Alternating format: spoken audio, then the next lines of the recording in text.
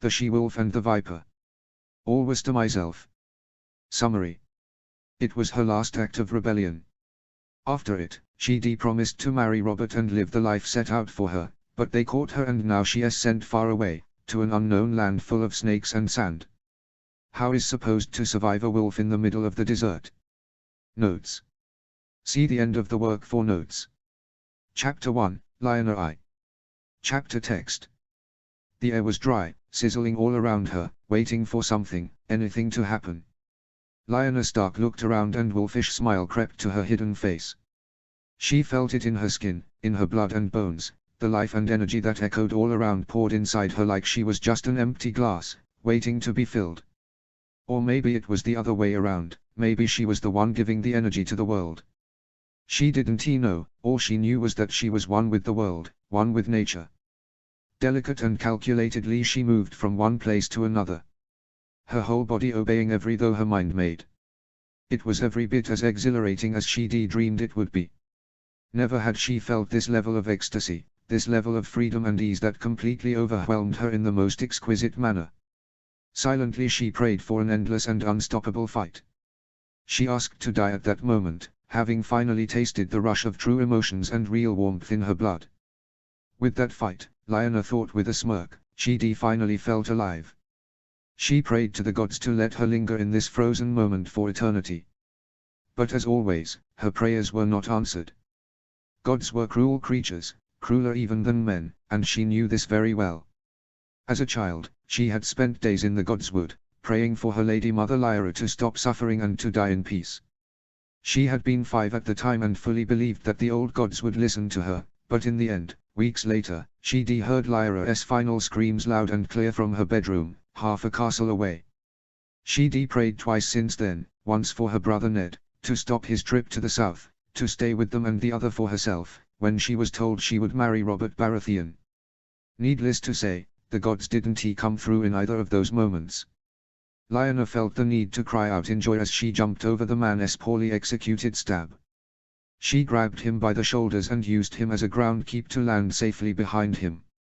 She waited for him to turn, eager to see what he would do next. Expecting, begging for him to continue the fight. Sadly for Lyanna Stark, all good things come to an end. The man turned, and after a moment, he fell to his knees, yielding his sword. He was sweating and panting, his eyes wide open, waiting for his destiny, like it was something he didn't control, like she was just executing some order that could never been stopped. Lyanna suddenly felt disgusted by the man. She pushed him to the ground with her leg as silence fell over all the highborn lords and ladies watching the fight. She enjoyed the stillness of the moment for one small second. And then she struck the man's head with her sword, and he fell exhausted to the ground. A loud roar echoed everywhere as applause and flowers fell to her. She had won the fight, just as she had done the last 2. She proudly bowed before the king, and waited for her chance to get out of there unnoticed. Lyanna felt his eyes on her and turned to face him. He knew, she realized, smiling inside, a warm feeling running through her veins, the sudden need to laugh invading her. He was the only one in that gigantic crowd of lords and ladies who were watching her, who knew the identity of the Knight of the Laughing Tree. Rhaegar Targaryen knew who she was. *******. A small, warm wind rushed inside the tent, making everything turn and twist. It moved around like a small cub, sniffing and messing everything up, but not more than she had. Sitting in the chair, she felt stone cold now, the energy from the tournament long gone, dead inside as she tried to wear her innocent girl mask. The problem was her father wasn't buying it. Maybe Brandon will help me, she thought, trying not to look at her older brother. Maybe Brandon will be on my side this time. What if it would been another? Her father spat to her, turning and acknowledging her for the first time since he walked in. He was actually angry, Lyanna noted, his face was pale and his eyes bright. He was truly furious at her. Lyanna looked at him, not saying a word. What if it was your betrothed who walked in on you? What would you done then? Asked him to leave and please tell everybody else no to bother her, Brandon said from the table, smiling while he poured himself some wine. Lyanna noticed how his eyes stayed cold. Ice cold. This is not the time for jokes, Brandon, Lord Ricard whispered angrily. Your brother just caught your sister with the armor of the knight the king wants dead and with a running away bag in her hands. She was planning to run away with a man the king hates. How is it that you always get to the wrong conclusion, father? Is it something you learned, or just your nature? She tried telling him the truth, but he hadn't believed her. She said with a clear and calm tone that she was the Knight of the Laughing Tree and he didn't believe her. After seeing her fight in Winterfell for years, after she offered to put the armor on and even after she swore she wasn't running away with some low-born knight, Ricard Stark still didn't trust his daughter. Not that I would blame him, she though, almost smiling, but she was too hurt to smile. He continued to talk to her like she was a child, and soon, Lyanna was lost in her fantasies, far away from the tournament and the man that stood in front of her, lecturing her about her duty as a woman when he would ever understand what it truly meant. She pictured herself in one of those cities the sailors always talked about. Different waves of smells would hit her and exotic colors and animals would surround her, making her feel lost, so wonderfully lost. She can't marry Robert now. Ned's soft voice crept inside her daydream and dragged her back to reality. Ricard Stark turned to his second son, the one that was more like him, the silent wolf, and listened carefully. Lyanna almost started to laugh. Everybody listens to Ned. Everybody should listen to Ned. She can't marry Robert, Ned repeated, walking towards her, but without looking at her. He just stood beside her seat, and Lyanna understood he wasn't defending her out of love, he was doing so because that was what his black and white honor told him to do. But Lyanna didn't care, she held to her quiet brother's words like she was drowning, because in a way, she was. She couldn't take more talks about duty. Fuck duty, she would be said if she weren't a lady. She'll run away and we'll never see her again. It is better to have her marry someone that will treat her the way she wants. Ricard raised an eyebrow and suddenly smiled kindly, sadly, lovingly. He knew Ned was right. Everybody in the room knew Ned was right. It's not that simple, Ned. I can't just go and tell Stormend's Lord that my daughter is a wild woman who will never listen or pledge to his will and who will most likely run away at the first chance she gets, and therefore, I can't marry her to him because she would most likely embarrass him in front of everyone.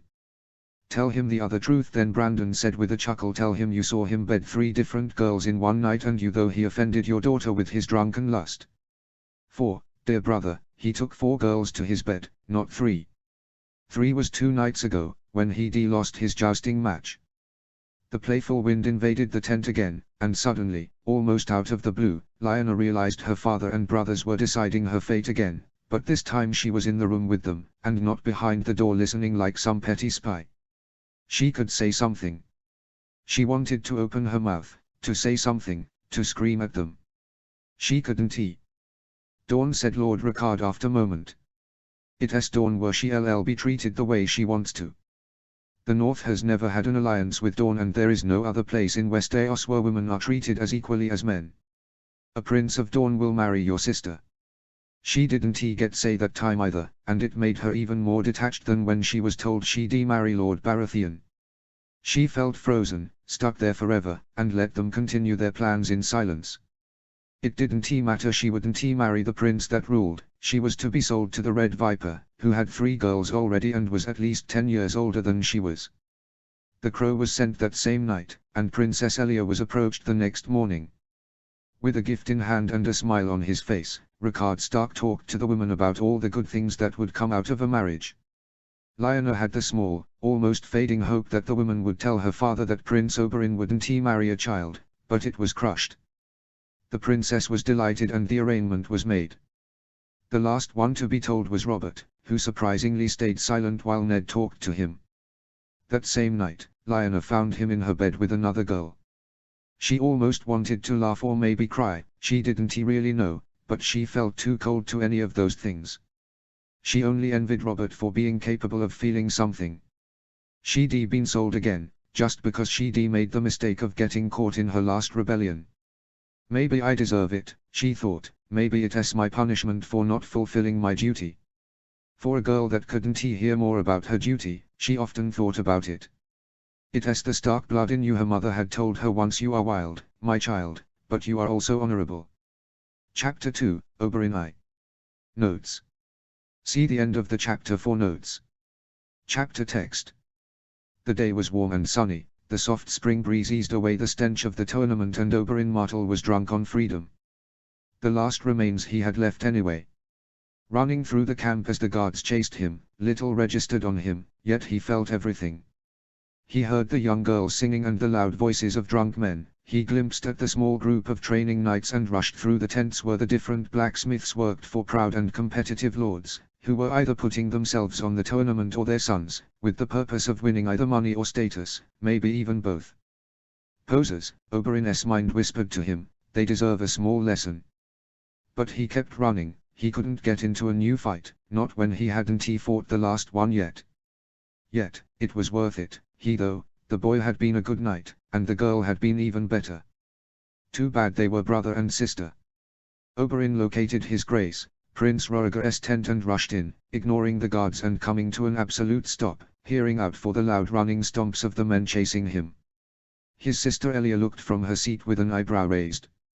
His niece Rhaenys laughed and clapped her hands from her mother's knees. He approached the girl slowly, almost fearfully. I am sorry, your grace, but some knights were chasing me.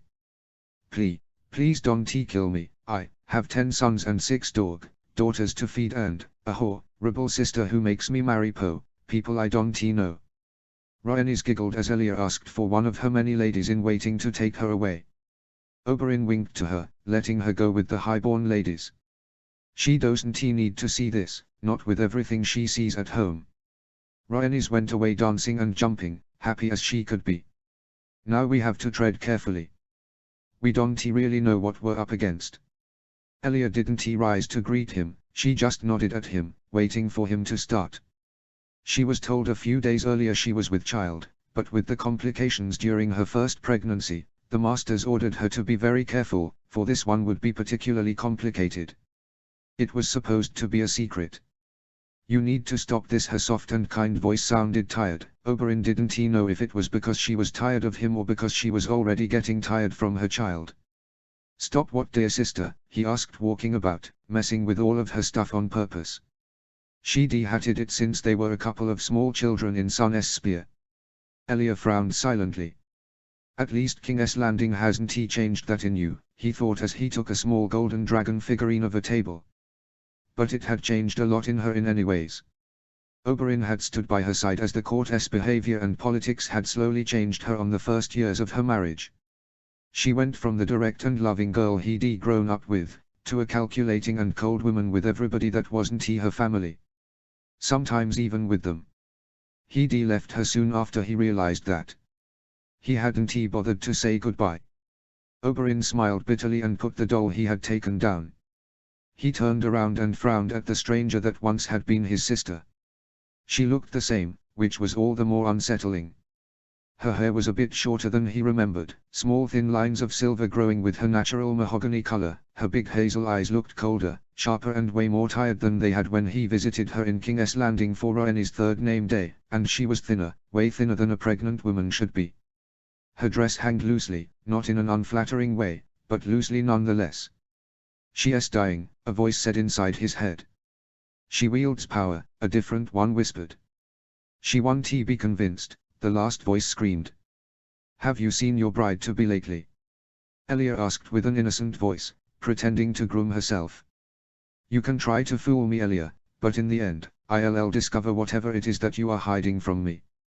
What is it you're replaying at? No, he answered with a distracted tone. He had hardly thought of how the she-wolf cub would look like.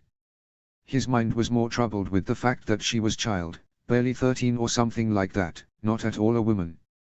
Elia didn't seem displeased with his answer. She is quite lovely, I am told. Lord Robert Baratheon of the Stormlands, the man that she was supposed to marry instead of you, dear brother, was extremely upset with the news. He caused 2 different fights in one night and drank half of the wine in the tournament. Jon Arryn and his younger brother were very displeased with his behavior. They fear no one would want to marry him now. The moment Elia stopped talking, Oberyn felt strangely alone. Elia's words were the answer to a question he had never made out loud and yet asked himself almost every night. You are the only one left, Oberyn. You are the only Martell who didn't grow up to be what your mother raised you to be. You are a lost, useless child. Elia looked at her nails and called for a guard. She wanted to eat some olives and bread for breakfast, with grapes on the side. She behaved like he wasn't there, and allowed him to quietly look for a good reply. He finally settled with a clear answer, no undertone hidden. The fact that she is pretty doesn't erase that she is a child, Elia. And don't even begin with the fact I am being forced to marry her just because Doran wants to play the Game of Thrones with the filth that call themselves lords and ladies of Westeros. That did it. Elia of Dawn left her barely-eaten bread on her golden plate and stood up to her full height. It wasn't much, but it was the Elia that Oberyn was used to. The Elia Oberyn actually loved. There is much more than just your freedom at stake here, Oberyn. The Northerners were never conquered. Inside their little winter minds they think they can rebel and get away with it. We are lucky Lady Lyanna offended her father, for your marriage to her may very well stop this kingdom from bleeding, and tearing itself apart. So, for one small moment stop thinking about yourself, and do to the oh-so-hard favor Doran is asking you to do. Her tone was harsh, bitter, like he was deserting her. Oberyn was wrapped around her finger. And as usual, Elia was so right it almost hurt. Oberyn chuckled inside, half happy and half bitter. Besides, she said, pausing next to him on her way out, Lyanna Stark is on her way to her 16th name day. It's about time she starts to do what all highborn girls are supposed to do, keep the peace you men can't keep. She went out with a proud look on her face, looking like the queen he knew she was. Oberyn lingered in the abandoned tent for a while longer. He looked around at the place where his sister, her perfect husband and his little niece lived. It was fully ornamented with expensive furniture and decorations, and he counted at least 3 large Targaryen banners and 8 small ones. He had the sudden urge to tear them all apart. They made him uneasy, like all of the dragon heads were looking at him hungrily, preparing to attack him. He sighed. You going mad, Oberyn? Or madder if you prefer. Before going out, he ate the last remains of Elia's olives and bread. Good food is not to be wasted, his eldest always said. Out there, in the middle of the small city that the tents made, Oberyn took for the first time the path that led to the Northerners' tents. It was time he met the girl he was supposed to save the kingdom with. Notes. I want to thank everybody that left kudos and comments, and apologize again for the writing. Thank you for reading and I hope you like it. Chapter 3, Oberyn, Elia and Eddard. Notes. Suuuu, thanks for reading, please comment and like, I really hope you like it. Chapter text. She was the most beautiful thing he'd seen in a while. Her brown hair hung all around her lovely face and her laugh sounded like the soft breeze of summer. Oberyn Martell could practically hear the thoughts coming out of Robert Baratheon's head. His half-lustful half-drunk face said it all. Even more than what Oberyn was willing to translate. Gods, that man is truly in love with her. But she wasn't in love with him. She didn't turn to him, nor she answered his questions, she just sat, smiling and laughing as her brothers practiced for the tournament. Brandon and Eddard fought against each other, sadly, with a similar and blunt style. There was no sense of drama in their movements. Everything was just as it had to be, there was no thinking behind the blows they made, just an answer born out of instinct. The work of the man that trained them, Oberyn thought. To them the fight is temporal, not a rush of infinity. To their minds, the fighting is just a state of the body, not an emotion. It bothered him a bit, he had yet to meet somebody that felt like him. In a weird impulse, he had though that the Stark Wolves would find fighting more than just giving and receiving blows, but seeing them fight each other, it was clear the Northerners weren't as inspired as he was by the freedom of fighting. He was truly and sadly disappointed. He felt both pair of eyes on him, one pair looking at him with a mix of challenge and curiosity and the other pair just staring at him, like he was something they didn't expect to find there, piercing through him, making he feel like he didn't belong there. Robert Baratheon's eyes were the angry ones. Lyanna Stark's were the bored ones. A cocky smile drew itself on his face, and using this most accent and lustful voice, he asked. May I take Lady Lyanna for a walk? The anger passed from Robert's eyes to his face. He made a loud roar and sprang forward. Well, at least he is dramatic about it. Asterisk asterisk asterisk. The rumor of a fight between Lyanna Stark's current and former betrothed had spread through the tents like wildfire. Elia of Dawn sat in front of her brother with warm water and a clean rug, trying to make him look presentable for the final banquet that night. He didn't say a word and just allowed her to pass the wet rug on his face as hard as she wanted while she complained in a soft and loving voice. Even when she was scolding him, Elia always made sure to use a soft voice with Oberyn, unlike their parents had. She was sure he didn't even notice. And now Doran will have to write to the man-child that is Robert Baratheon, asking for his forgiveness, which will make him even more reluctant to leave you in the capital, with me. You see all the problems you caused for yourself just because. She expected him to answer. He never did. He would sit and say nothing, completely out of touch with the world. Oberyn became cold and detached when you were angry at him. Part of his method of surviving childhood, Elia guessed. She never quite understood why Oberyn did this. To her, their childhood in the Water Gardens had been a perfect one, but her brother always seemed uneasy when he had to talk about it. I did to get a reaction, Oberyn answered softly, while she passed the rug over his brows, cleaning the sweat and blood from it. And what did you see?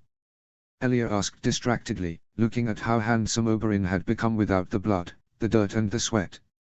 She was rather proud of herself. Nothing, he whispered to himself than to his distracted sister. I saw stone-cold ice, and a glimpse, just a small glimpse of longing. I saw nothing I could understand. Asterisk asterisk asterisk. Ned watched as Mage Mormont, the closest thing Lyanna had to a friend, picked her clothes for her. His sister was too busy talking to her father to prepare herself for the banquet. The small, not very pretty, but far more feminine girl messed about with the different dresses and giggled with how Landreed and Benjen. She almost looked like a southern lady. But just like when Lyanna wore dresses made of silk, Ned noticed the strong iron that laid beneath. Her eyes gleamed coldly, prepared, even if she didn't knew it, to face whatever adversity would hit her. She, like everyone in the tent, was a child of the North, playing dress-up in the South. Ned, stop choosing dresses for Lyanna and come here, please. Brandon's mockery came unexpected and he returned silently to the table where his father, brother and sister sat. Ned Stark did everything silently. Lyanna smiled at him and Ricard nodded. We ask you, because you actually know the people involved. Oberyn Martell is going to King's Landing to occupy his brother's seat in the small council, and Lyanna has been asked by 3 different powerful people to go live on the capital, and ordered by King Aerys as well, but we still don't know if we should send her or not. She would have to go alone, and live alone in the middle of the Mad King's court. A wolf in the middle of the rat's nest. That doesn't seem like a good idea. Ricard talked always like that when he was making political plans. He talked like there wouldn't be any real consequences to his acts. He said things about people pretending they weren't in the room. He did this specially with his most prized bargaining chip, his lovely daughter Lyanna. But you can't send her to the south. She'll go only if she wants, and she'll behave just like she wants if you sent her alone with a group of soft, green lords and ladies. She's wolf-blooded after all. She's not like me. And yet. Ned meditated his response before actually answering, like he always did. Robert would be closer to her if she was in King's Landing, but Jon Arryn would be there to stop his recklessness and idiotic ideas if he actually got them after that afternoon with the Red Viper. Besides, they would be in court, and if there was anything Robert wanted more than Lyanna, was to be far from the King's court. She can decide if she wants to come for a walk, Baratheon. She has a brain as far as I am aware. The fight had been swift and savage. Ned was pretty sure someone had bit the other one, but in the end, because of his drunkenness and slower movements, Robert had lost, bled and screamed, and Oberyn Martell had walked away without Lyanna, but carrying a smug smile on his Dornish face. Both of them will be safer if I agree to send her to King's Landing, but she'll be miserable and he'll be hopeful. I don't know which one is worst. Ned sighed. Who on earth's hell would think he was the right one to make this decision? Only his father, that had sent him to live with Jon Arryn to learn to make these decisions. He cleared his throat before speaking, like he did when he talked to Ashera Dayne or Catelyn Tully, nervous and unsure of his answer. I've never been good at this. I am a warrior, I fight for freedom, I don't know how to keep it. Send her. Eddard Stark saw Lyanna break and cry. He also saw her remain completely still, unbent like iron. Chapter 4, Lyanna 2. Notes. See the end of the chapter for notes. Chapter text. The trip to the capital had been Lyanna's worst experience so far. Never mind the first time she bled and all of the castle knew about it in less than an hour, the time she fell to the cold river was a blast compared to this. She'd rather listen the Maester talk about the Seven for 3 days straight if it avoided traveling with court. They had been on the road for little more than a month, and even though everybody told her King's Landing was barely a few miles away, she was beginning to doubt if they'd ever actually get to the capital. She sighed, as she kept reading, thinking of when things weren't so bad. It all started the day she left. Goodbyes were said, tears were shed, and even Brandon had been serious that day. If anything happens, if you get scared, bored or lonely, send me a letter. I'll come to get you, even if it mean having to fight Ned, Dad and Benjen. Don't forget it, just send me the letter. He was pleading her to do it. I will, she had said, a soft smile, kept only for her family, on her lips. I'll just never send it. She'd been too busy longing for her family at first to notice the things around her. But around the 5th day she began to notice some things. She felt the distrusting eyes and the angry ones, blaming her for the problems Elia had with her pregnancy, even if she had absolutely nothing to do with it. All through their time on the road, Lyanna listened to the small talk people made around her and pretended to take interest in it. She mostly kept Cersei Lannister's company, not for her liking of the older girl, but because she seemed to like the sound of her own voice, and that made staying silent far more easy. And every silent night, she would arrange her bed to look like someone was sleeping on it and ran away to practice with the flat sword she had stolen from Harrenhal's armory. She'd swing it between the trees and jump suddenly, pretending she was still at the tournament, fighting and not dismounting lords. She always laughed in the end, thinking about how crazy she would seem to anyone who watched her. Until she asked him, and he said that he had never seen somebody so wonderfully wild. You are a liar, Prince Rhaegar, but your lies make me feel alive. He started to show her new techniques on the 7th night after she'd caught him watching her, and they began to spar on the 11th. Their laughs and cries would fill the small clearings, making her feel like she was in another universe, away from her duties and his status. Finally, when morning was upon them, he would talk to her about his life. She was always bitter after it. You don't understand, she wanted to tell him, you don't comprehend what it is that I long for. Yet I listen to you every night. She would only talk to him when it was night time, never in the day. She would never address him or his family and rarely talked about them to anybody. It's a secret, though every night she went to sleep, our uncorrupted heaven. *****. They had finally arrived to the God's forsaken capital, and Lyanna couldn't feel more out of place. She was sitting with Cersei in her father's solar. Tywin Lannister was on a small council meeting, like he always did, and Lyanna wondered if he'd been as absent in Casterly Rock as he was here. Probably. That explains the overachieving daughter. Cersei was talking about her options for a husband, again. Why do you crave power so much? The question came out before she could stop it. The beautiful gold-haired girls turned to look at her like she was talking to a child. Because power is the only thing that sets you free. Liar. You clearly know nothing of freedom, only what has been described to you by your lady mother and your maester. A soft knock on the door stopped Lyanna from answering. Sir Jaime wishes to see you, Lady Lannister. *****. What is it that you plan to wear for the party, my lady? Asked one of the two maidens she had to help her. One was young and had kind brown eyes and hair, the other was older and had harsh black eyes. Breeches and an armor along with my favorite sword. A pale blue-grayish dress, she answered. The dress had a particular sewing style that only excited in the north, and yet it managed to look like a southern dress. It had been her father's last gift. Special for this kind of occasion. Enchant the court. Make your betrothed love you. Fulfill your duty. Forget about freedom. The poor girl looked lost looking at Lyanna's dresses. They were all blue-grayish, my lady. Call me Lyanna, please.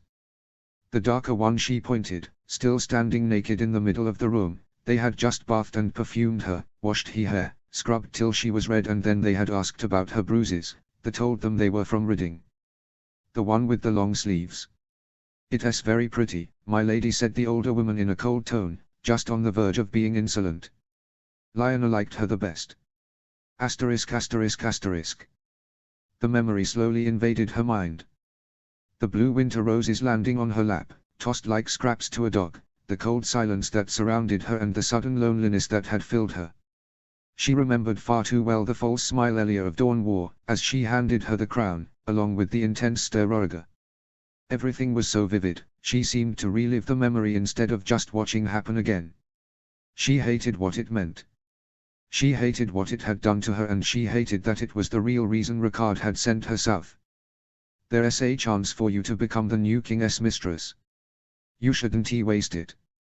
His eyes had been sad and bitter when he said it, clearly disagreeing with the calculating sound of his words, and yet, Lionel couldn't help but wonder. "When, oh dear father, did you become a lord of the south? In what moment you forgot that honor is what keeps us clean and worthy of the gods? Would you despise me if I became a lady of the south?"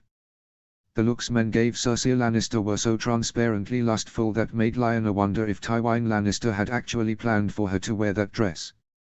Everything is planned here, with double meanings and based on lies and distrust. How is a she-wolf supposed to survive a pit of snakes? It was her silent prayer. Every time she felt like she was grasping some form of control, she remembered that it was pretending to be in control was what landed her in this situation. Although she wasn't the fairest, she was still looked at, but far less than Cersei Lannister or even Ashera Dayne. The eyes on her were curious, all of them wondering exactly why had the Crown Prince bothered to welcome her to court with such gift, what she had done to make the soon-to-be queen give up what was hers by right. "Nothing but defend an innocent boy who became my friend."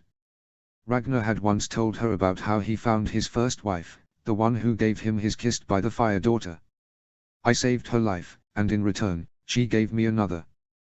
Gods, how I miss him." Lyanna stood up in the middle of the banquet and left to feel the cold air of the night. It all overwhelmed her. The big dress with the sleeves that reached the ground and made her trip, the complicated braid her hair was in that pulled her brown hair and made her head ache, the loud music, so unlike Roriger's soft and elegant one. And above all, the loud drunkenness of the court. She stood outside for a second before she turned to face him. "Are you bored, my lady?"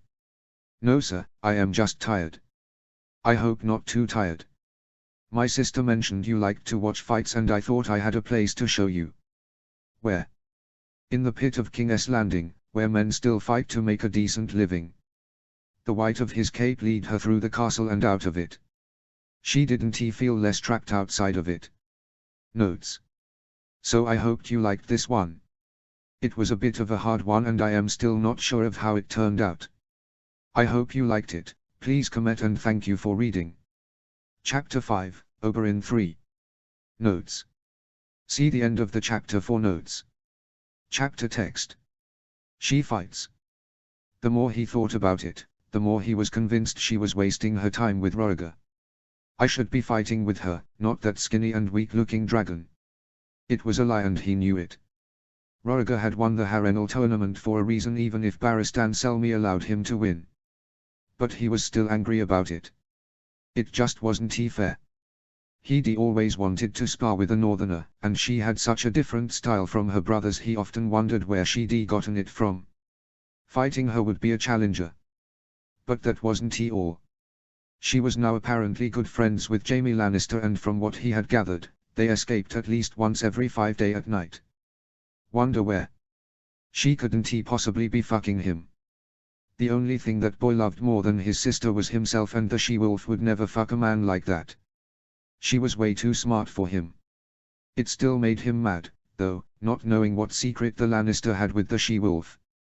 As always happened, Elia had noticed his unusual bad temper. She brought it up when they were having lunch on her balcony. "What is it now?" she asked, while stroking her swollen belly. She talked to him like he was a child, and in this very moment he discovered he didn't mind it at all. She was using her "I'll solve all of your problems" voice. So he didn't hesitate to tell her. "Your husband passed the last month and a half sparring with the she-wolf, and no, the Lannister boy in your guard goes away with her every other night, Gods know where. She laughed at him with actual joy, and it took her about a minute to calm down. Why do you even care, dear brother? He didn't answer. He knew where she was going. He instead decided to turn this conversation towards her husband. You know he still meets her, right? Every day she takes a stroll down the far gardens and he is waiting for her. He talks to her for about an hour, because she barely talks, probably bored out of her mind with him, then they part ways, he always looking way too pleased with himself for my liking. Then there is a problem, my sweet brother. Roriger has the power of making almost every woman fall in love with him, even if it is for a short period of time. It seems your little cub is now the focus of his attentions and he is surely trying to steal her heart. Be careful, Oberyn, or you might find yourself without a betrothed. She shouldn't he have said that. One more word and he would kill him, for Elia and for the she-wolf. There was a small silence, and the Elia smirked like Doran did, completely different from how he smirked. Have you been stalking her, Oberyn? No, I've just watched her for entire days and still haven't said an actual word to her. No. Really? Elia was serious now, making Oberyn even more ashamed. He sighed loudly, and feeling like he was just a boy about to lose his virginity, all of his confidence and experience taken away. I had problems sleeping, so I took a stroll and saw her leaving her tent. I followed her to a clearing where she started to practice alone, and when I was about to interrupt her, Roriger appeared and she started fighting him. He left out the part about how she laughed and cried out loud like a little girl, or how later they sat, talking nonsense about his childhood and how she looked bored out of her mind to him. They did it until we arrived here, then barely just a few days, I caught her escaping with Jaime fucking Lannister. Elia sighed, still smiling. Talk to her, she is going to marry you at some point. Oberyn smiled. How about no? Asterisk asterisk asterisk. He kind of followed Elia's advice. He followed Jaime Lannister and Lyanna through the dirty streets and silent alleys until he realized where they were going. It all made sense now, from the costumes he wasn't wearing, nor his armor nor his cape, and she was dressed in breeches and a large cape. From where did he got the idea of taking her to a fight ring? The answer came shortly. This was Roriger's doing. He went into the small house that was used as the cover for the illegal fighting pit. It smelled of sweat and wine, the dim lights gave it the look of a sacred place, and the few men that sat in the tables barely lifted their eyes from their drinks.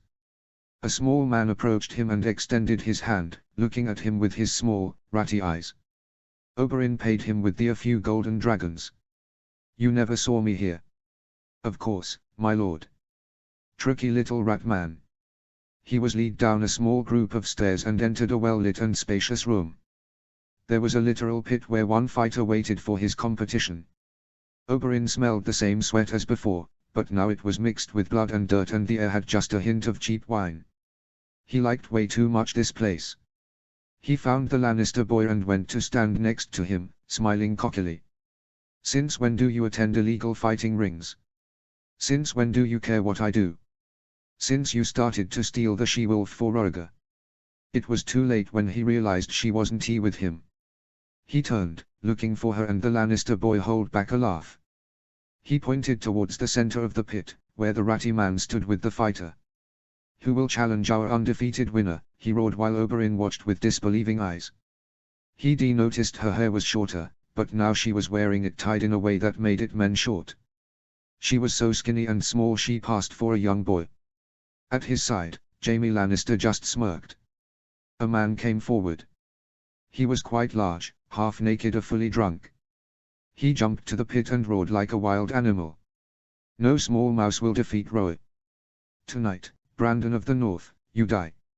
So this one likes to scream things. Did he just called her Brandon? She wanted to go with Eddard, but I told her it sounded way too highborn and would make people ask things, Lannister informed him, not taking his eyes from the pit. He didn't seem worried at all. He looked eager to watch, but he showed no concern for the 6 and 10 girl that was going to fight a man both of them would have problems with. Oberyn could barely contain his nervousness. What if she wasn't strong or fast enough? What if this Roy crushed her skull like it was ripped fruit? He leaned forward and chanted. You've seen her fight. She is very good. She was indeed very good. Roy launched himself towards her and she quickly moved and delivered what looked like a strong blow with her elbow to the back of his head. It took him a few moments to attack again and he managed to throw Lionel to his feet. "Stay there, little boy, nice. Roy will be done with you in just a second." He was going to hit her when she strangled her feet around his and used his momentum to make him fall. She stood up and walked around him, sweat pouring down her brow. He stood up again. Lionel just smiled. The man was complaining and groaning, making random attacks that usually cost him much more than what he gained. Oberyn was in a daze. She moved like a carefully, calculatedly and yet naturally. Compared to this, her fights with Roriga seemed stiff and awkward. There was not a thing she was faking. Silence fell on the room as the man screamed a last time. "I yield." A loud roar followed him and Oberyn saw Jaime Lannister jump up and down, like a small kid on his name day. His golden curls moved up and down and his usual mocking and prideful voice screamed with joy for Lionel. "Oh gods!" The ratty man came back smiling, and lifting Lionel's hand. "Who dares to fight our winning champion now?" Silence fell again, everyone turning as quiet as corpses. The cocky smile that preceded all of his stupid decisions crept on his face. He lifted his hand and left his clothes to Jaime. "I dare," he said in his normal voice, though it resonated like he was screaming at the top of his lungs. He saw her surprised eyes and grinned even more. "Let us fight." Notes. So I changed the name to the character's Poth. It was bugging me a lot, I don't really know why. Please comment and thanks for reading. Chapter 6, Lionel 3. Summary. Sorry for not updating, I hope you like it and please comment. Thanks for reading. Chapter text. There were moments in her life that she knew she was going to remember forever. She just knew it, before they even happened, that no matter what occurred in the next seconds, she would always be able to return to them. As Oberyn Martell stepped down and into the ring, half naked, all of his, Lionel felt her blood boiling. He was smirking, in a childish and insolent way. "Oh, I am going to remember beating up your stuck-up ass." His eyes seemed to know what she was thinking, and grinned at her. She couldn't help but notice how attractive he looked. He throws himself at her and tries to punch her in the face. "Let us fight, Viper." He throws himself at her and tries to punch her in the face. Lionel takes his arms and elbows him in the face as strong as she can. He barely stumbles back, turns and tries to throw her to the ground with his legs. There is less than a fraction of a second between those two actions. Lionel jumps and lands on her knees, suddenly panting. He may not be that strong, she wishes, he may not be fast. She has seen him fight. She knows it as bullshit. They start to circle each other, both of them watching with hungry eyes, barely noticing that everything has gone quiet. He is the first one to land a blow. It has his elbow to her face, and it hurts like hell. But it doesn't break her nose and she has the feeling that he is holding back. That does it. If she was having some doubt about fighting him, it was gone, erased from existence and banished to one of those pits in hell the Septon always seemed to be talking about. Breath softly, Ragnar had laughed from above her sitting and watching her while eating a stolen apple. "Be still, pup. Fighting isn't about being a raging storm, it's about being free, like my people are. Like your people were." "I am free," she whispered, "I am free as I'll ever be." And then they started to dance. It was the only way she could describe it. His body answered to hers in a way that no other had. It was more thrilling than fighting the low-born men and far more elegant than fighting the lords at the tournament. Every move she made was answered swiftly and naturally, as if rehearsed. Every blow she threw landed where it was supposed, but it didn't seem to hurt him, so she decided to move closer. Now his face was always near her, his hot fast breaths always on the back of her neck, his manly, exotic smell lingering on her skin every time he touched her, and finally his eyes, burning deep inside hers every time she looked at them.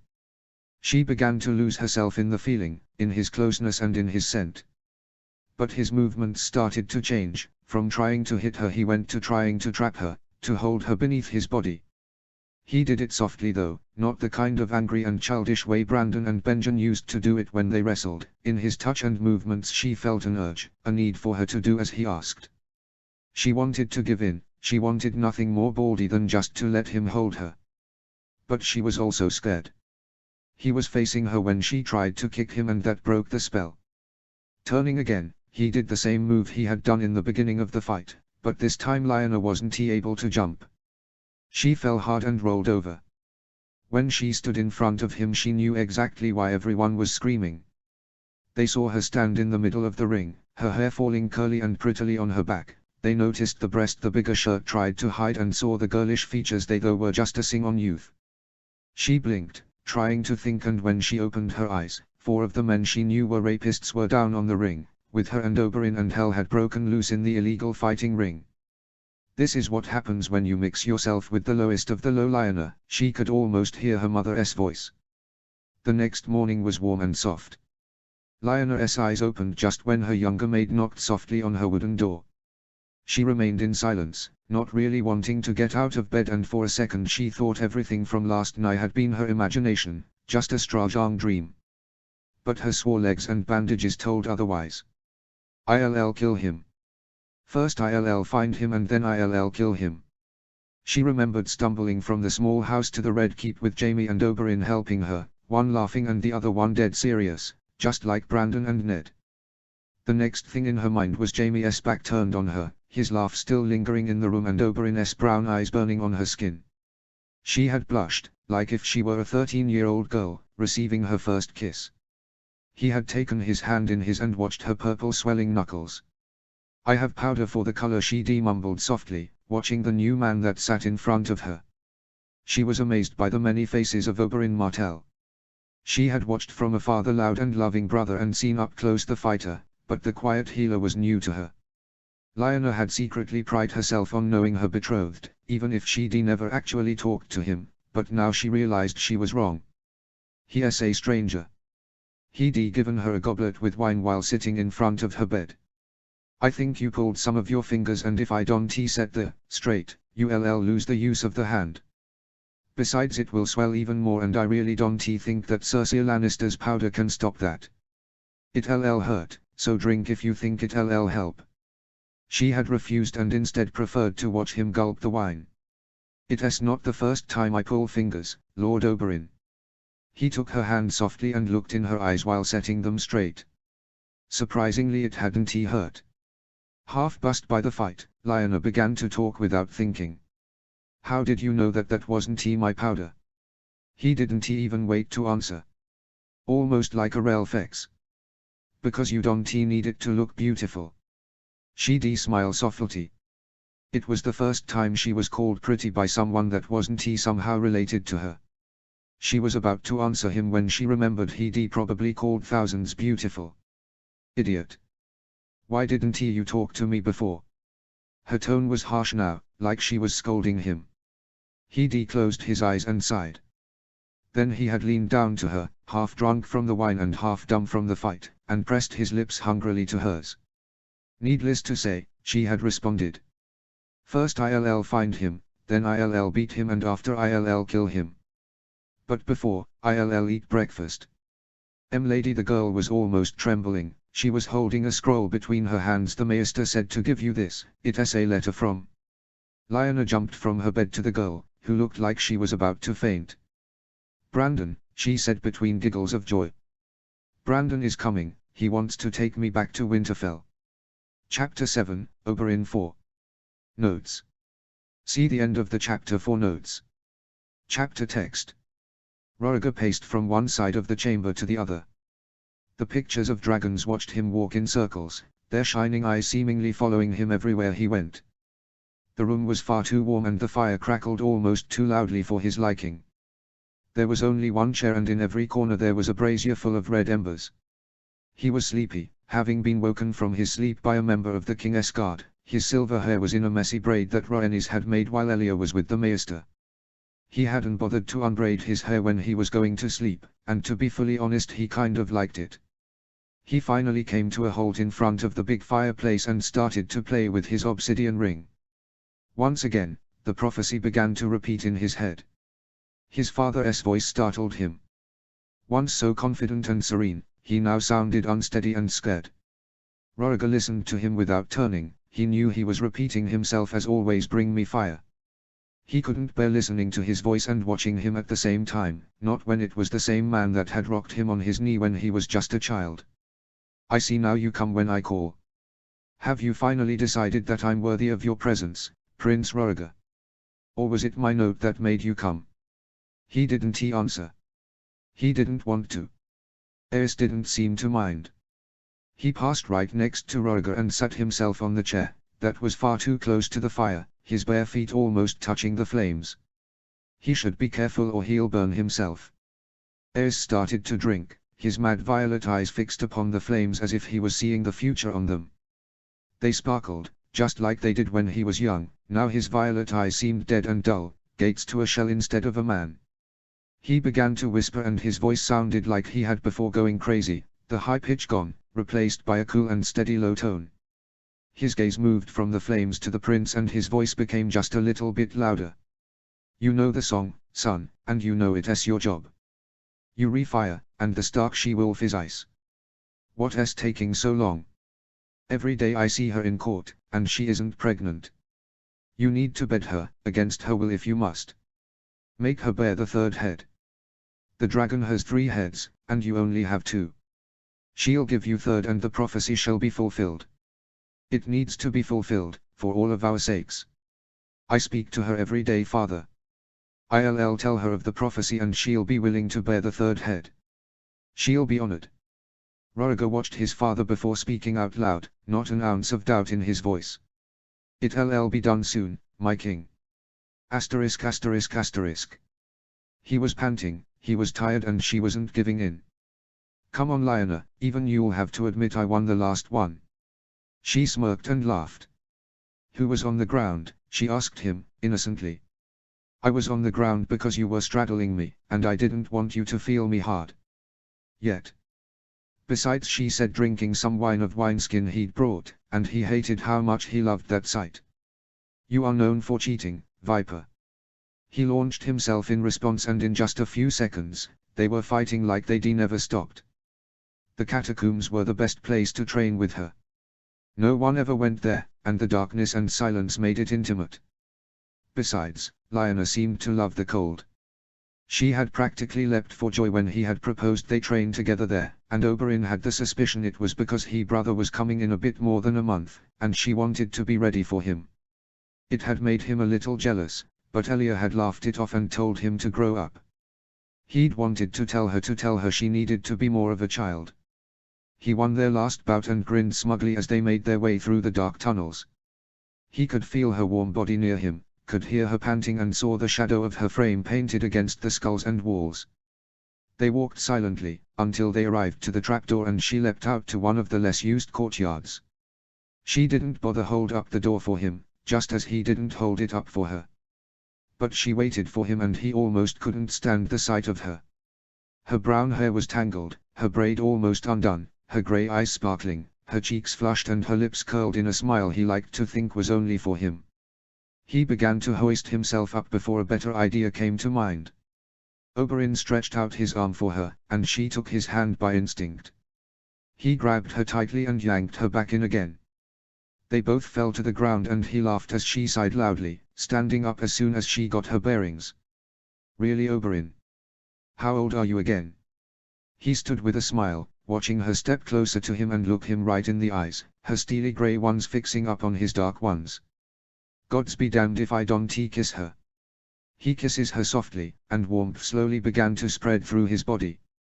He kept his mouth sealed, not wanting to deepen the kiss, but as she moved forward, crushing him to the wall, one hand on his chest, the other one on the back of his head, he caved in. Opening his mouth, he felt her tongue immediately invade, taking the advantage he'd provided. She was inexperienced, he could tell, but she's still a better kisser than most of the women he's kissed. She's fresh and free, her lips soft and rough on his, not bothering to hide her desire for him. Gods! His hands came to rest on her waist for a few seconds, until she moved her hands to his chest, pulling herself away as though on the verge of breaking their kiss. I won't stop kissing you, even if it kills me. On a bold gamble, he slides his hands quickly to her hips, dangerously close to her rear. She shifts a little, but doesn't he stop. He lifted her up and turned them both, pressing her to the wall with his body, trapping her there neatly. "You're mine now." He lowered her slowly to the ground and her arms immediately circled around his neck as she whimpered softly. He chuckled against her lips. She tugged at his shirt impatiently, and somewhere deep inside him, a part of him that isn't he listening to every sound and paying attention to her every need, he thinks it's the first time a virgin has ever behaved like this with him. He was on the verge of stripping off his shirt when he caught the sound of steps above them. Damned morning patrols. Time to stop, darling. She laughed and let him go as he rested his forehead against hers. But not for long, she responded, smiling at him. They go their separate ways, and Oberyn returned to his chamber to see his usual warm bath still awaiting him, barely warm for the delay. He quickly stripped and slid in, cleaning himself meticulously with a grin on his face. As he remembered the kisses and moans issued from her lips, he began to wonder where she had learned such sounds and gestures. She didn't learn them, they're natural, a part of him says. Of course, neither Rhaegar Targaryen or Robert Baratheon have anything to do with it, his pessimistic part whispers. Still, it's not like you've never been with a woman before. His smile didn't fade as he dressed himself, her face a constant fixture in her mind, and it was strongly reminiscent of the first time he'd fell in love, with a mercenary woman who was over 20 years older than him. She had more muscles than I did, and probably a deeper voice. He didn't run to see Elia, but he made a very quick trip of the long halls. He burst into her chamber, ignoring his uncle and Sir Arthur on the way. He froze in the doorway, the words he wanted to say never making it past his lips. Elia sat, rocking a sleepy Rhaenys on her lap, tears falling from her big brown eyes. She looked up at him, her gaze condemning, angry, screaming at him without her opening her mouth. "Would you care to tell me why my husband is locked up with the High Septon, the king, and your whore of a betrothed?" Notes. First, let me thank Wobormok797 for correcting this chapter and making it far better than it was when I sent it to her. Second, to all the people that commented on this story, you probably saw that I am answering the comments now. That was because until a few hours ago, I didn't know how to do it properly. Sorry about that. Finally, thanks for reading, please comment and I hope you liked this chapter. Chapter 8, Lyanna 4. Notes. See the end of the chapter for notes. Chapter text. She sat on the bed, waiting for him with the new crown of roses Rhaegar had given her on her hands. Small drops of blood trailed down her hands and stained her dress, giving it a dark reddish color. She liked the silence around her much more than Rhaegar's voice. Every time he came to her room, he began to talk non-stop. Truth be told, even if she was angry at Rhaegar, she still enjoyed his conversation. He once told her why he didn't like carrots or why he had a pet snake, but wouldn't he allow his children to have one. Mostly though, he talked about his Song of Ice and Fire and his prince that was promised. "Were you mad when we first spoke, Rhaegar? Did you plan this all along and just pretended to like me because you think I am the ice of your prophecy?" She already knew the answer, even if he didn't. Lyanna walked over to one of the tables and washed her hands on the water for drinking. It was her way of protesting, starving herself until Rhaegar let her go. She went to the mirror of the room and looked at herself. Bags under her eyes, considerably skinnier than the day Rhaegar brought her there, pale and weak looking, and her brown hair in a poorly made braid. She looked more like one of the street beggars from King's Landing than a newly wedded woman. The ceremony had been in that same tower, with Jon Connington as witness. Lyanna hadn't disliked the man when she first met him at court, but on that morning, she had hated the love he felt for the prince. "Shouldn't you be preventing your friend from doing idiotic things instead of helping him?" she asked him bitterly. He hadn't answered. In the wedding, the king had delivered her and she still felt his tight grip on her arm again. The bruises were beginning to change their color and fade, but they still hurt. Rhaegar had been waiting for her and he looked dashing as ever. She had been pretty too, not that she actually wanted to be pretty. She wore a long and silky navy blue gown that made her eyes change from morning grey to a darker almost green color. The ceremony, with the Septon shaking and sweating like a pig, had been short, and after it was done, she had been escorted on sword point to the current chamber she was in, and Rhaegar had been waiting for her. She stood there as he approached her and wondered if he would dare. When he was close enough, she got the knife from her thigh and looked at him with an eyebrow raised. Are you really going try to do that, dragon? He hadn't he, and that made their marriage unconsummated, and there was a chance she could claim it void. But Lyanna couldn't he stop thinking about Elia and her children during the wedding. She wondered if she knew of Rhaegar's prophecy and what would happen to her and her family. Will her babe be born a bastard, or will Rhaegar claim us both as wives and restart the Targaryen tradition of polygamy? I'll ask him the next time I see him, she decided. It has been a while since our last screaming contest. Lyanna knew she couldn't keep threatening Rhaegar with violence. She just hoped Rhaegar would come to his senses before that and allow her to go with Brandon when he arrived. Brandon, if you get here soon, don't do anything stupid.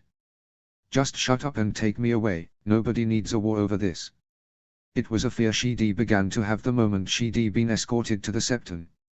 Her father would be angry. Brandon, who was already on his way, would be furious, and his hot temper wasn't one for political talk. Lyanna stood near the closed windows and wondered for the 10th time in that hour what was going on outside the four walls that kept her trapped. After a few depressing minutes, she went to sit on the bed and began to stare at the closed windows. It was the middle of the day, and at this moment everybody would be outside, walking or sitting on the gardens, enjoying the sunlight and the fresh air. Instead of hearing laughter mixed with birds and the sea, Lyanna heard only silence and death. For a moment, she fancied herself outside, eating oranges. She quite liked them, even if she'd just tried them for the first time less than 3 days ago, and laying down in the grass with Oberyn. She tried to push him away from her thoughts, but even as she focused in the unwashable stains of mud on her dress, product of her running around on the catacombs, he still came to her mind. She kept seeing the way he grinned cockily and how his eyes wouldn't drift from her face when he spoke to her, no matter how revealing her clothes were. Where are you, stupid? Why haven't you come to get me? Not that I need you to rescue me. Lyanna sighed loudly while she waited for him to come. He arrived suddenly, entering the room like he owned it, his white cloak matching his newly cleaned armor, and Lyanna wonders why. How can he act this way when he is supposed to be meeting her in secret? He could never keep a secret, Lyanna. That is why he told you about his sister in the first place. What happened to you, Wolf? He asks, as if they were small talking on the courtyard. My husband. I kept having nightmares about you. They screwed up my appetite, she answers, smiling for the first time in days. He sits, instead of stand next to the door, and pours himself some wine. She watches him drink and waits for him to speak.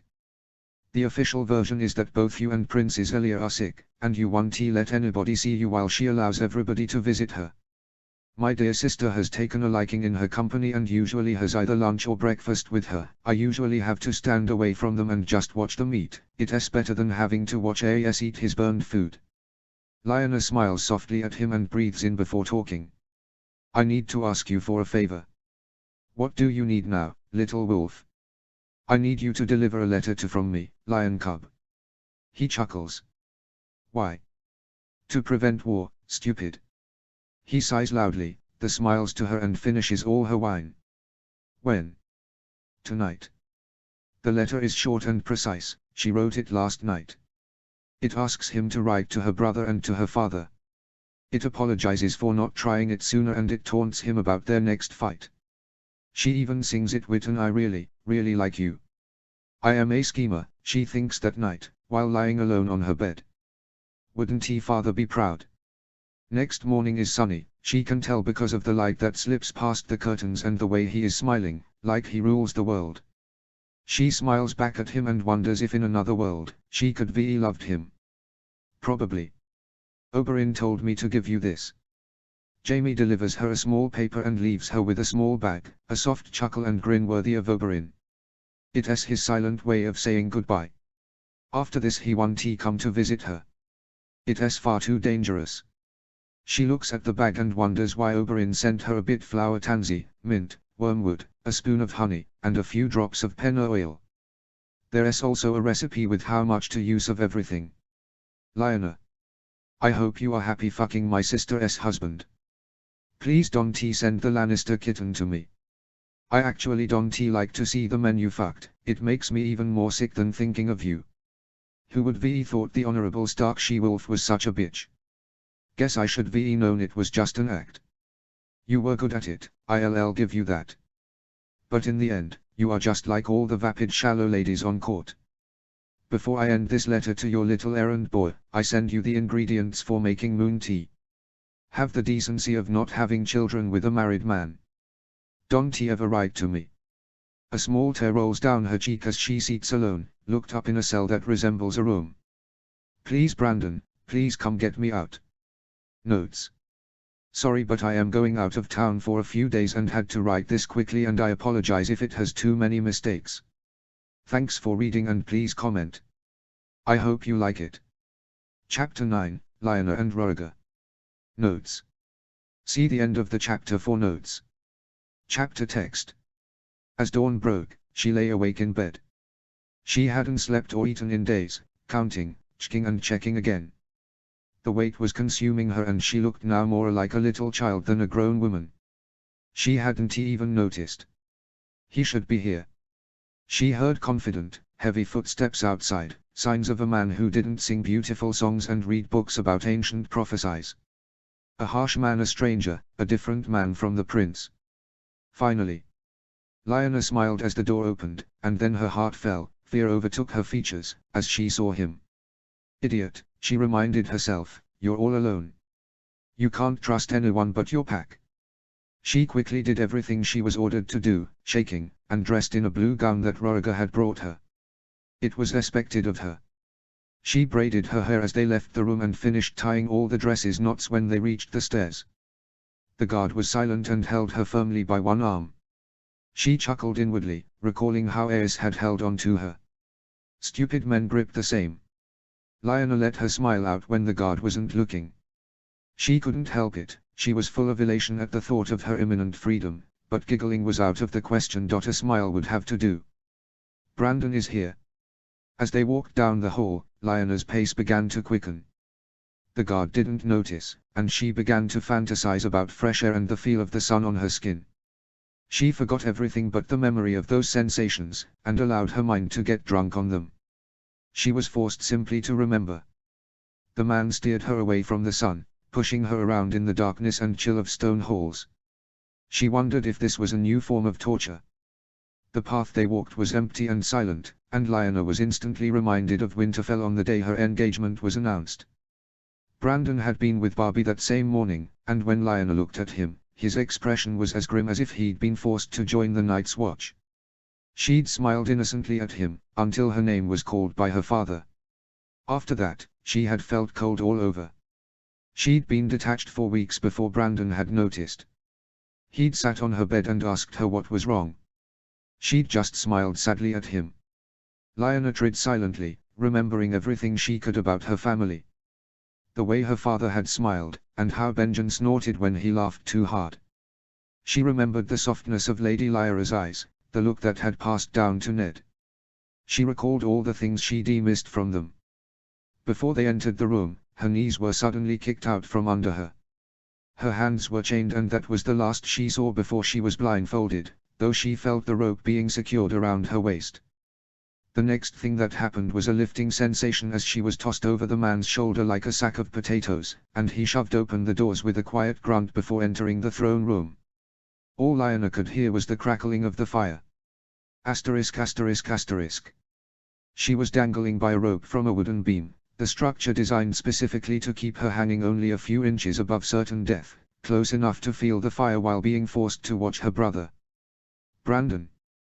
Her screams are only for her brother's sake, and Roriger's father laughed cruelly as her tears evaporated in the heat and smoke stains her face.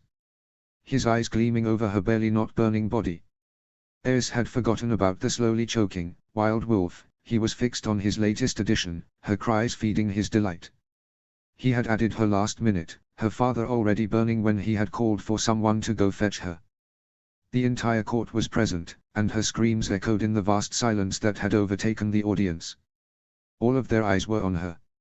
She kept struggling, moving and shifting, trying to free herself, to go save him. Hold still, little cub.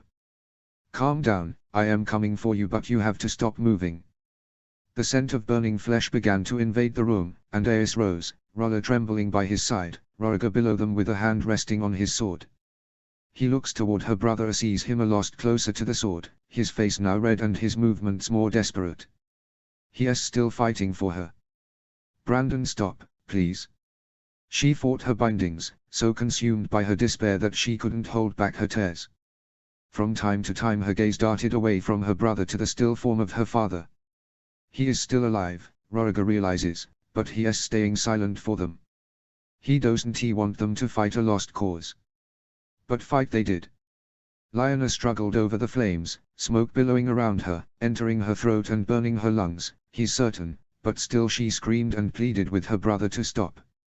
She doesn't beg us, he thought, she doesn't beg me.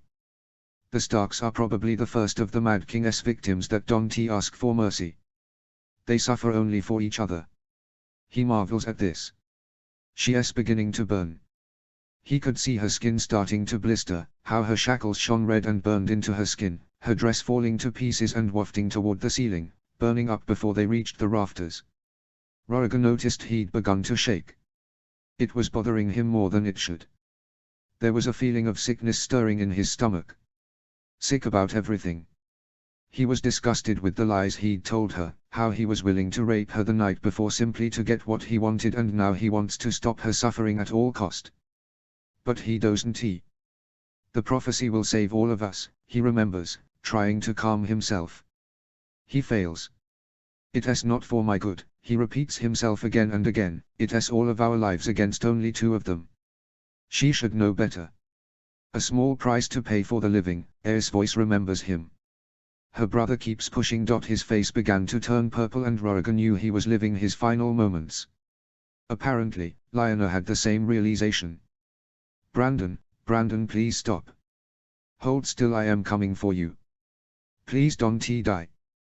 Bran st, op movie, ing I, beg. U2s, top. Brand, on ple, ase, ple, ase my swe, t brand do, ntd, ie. Sobs interrupted her words and Roriga watched as the tears fell harder and harder. A small price to pay for living. His hands began to tremble again. He watches her struggle, her gaze searching the silent faces that watch her but don't seem to see her. Her eyes begin to grow cold as less and less tears leave them. Hates begin to darken her eyes and Roriga wonders if there was ever a more beautiful sight. She swayed above the fire, not touching it, the burning corpse of her father, finally dead and silent, for which Roriga was glad. He doesn't hear his children suffer anymore. It was a small blade, a dagger thrown from the crowd. It flew true, severing the rope that held Lyanna above the fire. She dropped with a cry, but managed to miss her father's burning armor as she scrambled quickly to escape the flames. Gaining her footing just beyond, her eyes landed on him for a heartbeat, filled with hatred and fury. A small price to pay. She ran to her brother, picking up his sword and severing the rope that strangled him. But it was too late. She fell to her knees and cradled his body, tears dropping to land on his blue and swollen face. She was whispering to him, soft words, a song he couldn't hear. Roriga approached her silently. He reached out, about to touch her, when another blade slashed past his hand. Lyanna spared him only a moment's glance before her attention returned to her brother. I am here for you, Bran, please don't go, I am here for you. I need you, I want you, I am sorry, I am sorry, I am sorry. Her whispers were like Aerys, but softer, warmer. Kinder. They reminded Roriga of a lullaby. Let this be a lesson, to all of my enemies, the ones brave enough to face me and the ones who hide in the darks. You can defy the dragon and win. Aerys grabs R'hllor and walks off, his eyes shining with madness. Roriga lowered his eyes, he knew what was going to happen to his mother. A small price to pay for the living. But was it? Notes. First, thanks to everybody who has read and commented on the story, you really made me keep going. I just can't believe more than 100 people left kudos and the amount of comments as well, considering this is my only fic at the moment. Also, thanks to Wobormock797 for correcting this chapter. I'll update soon, I promise. P. Please comment, I hope you like it and thank you very much for reading. Chapter 10, Lyanna v. Notes. See the end of the chapter for notes. Chapter text. They surrounded her, trapping her in a cage of memories and shadows. Her eyes drifted to their grey faces, marked clearly by death. Half melted, some of them, others purpling and turning black. Their eyes, still open, were fixed on her, watching, filled with hatred and judgment. Traitor, they spat as they closed in, and she started running, because it was the only thing she could do. She ran toward the icy lake in front of her, hoping it would swallow her, freeze her, end her, so that she might join the other wolves beneath Winterfell. But she didn't make it. Snakes seethed on the path in front of her, catching her feet and tangling as a dragon appears from the sky and the forceful wind of its wings knock her to the ground. She rolled over to stare up at it, and watched, horrified, as it opened its mouth. She could see the fire roiling in its throat, and then it was boiling forth. She hoped to die burning. He died this way. It is an honor that is denied to her. Lyanna Stark awoke covered in sweat, the taste of blood in her mouth and hot tears rolling down her cheeks. After all that had passed, she still vividly remembered every moment of it, every image she saw and every sensation she felt. It's burned into her mind. She couldn't help but laugh at the irony of it. She sat alone, a calming dark surrounding her, an easy silence in the air and a faint smile on her lips. She no longer waited for someone to rescue her. He came to visit her the very next morning. He interrupted her stillness and told her what she didn't want to know. He looked down when he spoke to her, violet eyes trying to avoid her judgment. They arrived 3 days ago. Your brother demanded to have you back and bared his sword. My father saw it as a threat and accused him and your father of treason. The day before they arrived, we learned that Robert Baratheon called his banners and joined with Jon Arryn of the Vale. They are denouncing the Targaryen kingship, they are traitors. We didn't know if your had family joined them, but my father accused him of it anyway. Your father demanded trial by combat. My father chose fire as his champion. Lyanna looked up at him coldly, an emotionless mask firmly frozen on her face as she gripped the new crown of winter roses he'd given her tightly. How dare you? Leave. She ordered him. Return to your wife. Lyanna, please. She stood and slapped him, the sound of the strike the most beautiful sound she had ever heard. Leave, she whispered fiercely. He still didn't raise his eyes. Coward, she wanted to scream. He complied, and ceased visiting her. Still, a new winter rose crown appeared every day. They always smelled like him. She would destroy them every night. One morning she just started to train. Her eyes had opened and she felt an ache that could only be filled with fighting. Slowly, she moved around, rehearsing and mimicking the movements she'd seen Ragnar do when he trained in the morning. Brandon had been by his side, watching the wilderling with fake disinterest. Ned had been at the air and only knew of Ragnar by the letters Lyanna sent him. Benjen had been by her side, both of them watching their father's prisoner with solemn awe. Come along, little pup. It's time you learn how to defend yourself. He said with an easy, mocking smile. I know how to fight. My father's men have taught me, and Benjen's already learning too. Lyanna is the only one who doesn't. Brandon had retorted. But he hadn't been looking at Brandon. Lyanna smiled at the memory and sat in the middle of the room, comfortably tired and satisfied with her exertions. She held the poker she had used as a sword in front of her. Breathe, calm yourself and wait. She closed her eyes, the image forming in her mind's eye. I'll kill you. It takes days for her to regain her full strength. When she starts to eat again, the food comes in larger quantities, the same tray left on the small table afforded to her, but now it's fuller. She has bread, and juice, meat, small fishes, vegetables dipped in a soft and warm cream, and at least 3 desserts. It doesn't seem like they are at war to her. Her body fills out again, but she notices her frame is smaller than before, her hips more prominent and her ribs more easily seen. She smiled at this. She didn't want her old body back. Her burns and cuts are healed by a silent maester while she sleeps, and soon she looks as healthy and unharmed as when she was first brought to the tower. The notes were never left in the same place twice. Beneath her wrist bandages, under her pillow, beneath the tray of food. She left her replies in the same place she found the note, answering only with a short word or two. Looking for a new note was the only source of joy and hope that Lyanna had. That night she stayed awake, sitting in the middle of the room, grey eyes shining, waiting for him to come. And he didn't disappoint. Varys entered the room quietly, his soft steps barely heard against the cold stone. Since she had returned to the tower, she hadn't lit the fire, no maids had been allowed on her chamber after she returned, nor the lights, which made it cold and dark. She couldn't help but feel like she was at home. You don't have a home until they are dead.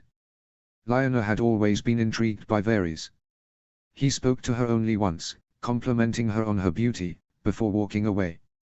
He hadn't even directed his eyes towards her afterwards. His voice was as she remembered, when he finally spoke, soft and kind. He smelled of fresh air and crushed herbs. Lionel closed her eyes and allowed his scent to wash over her. Her eyes are hard and cold when she opens them. Are you sure, my dear? Lionel looked at him in surprise. He spoke to her as if she was a little girl, a soft northerner, who didn't understand what was happening. Starks don't change their minds. And I still am one, even if your new gods think I married Rhaegar. That seemed to be enough for him. He beckoned for her to stand and follow him to the door. The first step she took outside the chamber that had been her prison filled her with a rush that made her head spin. I am free.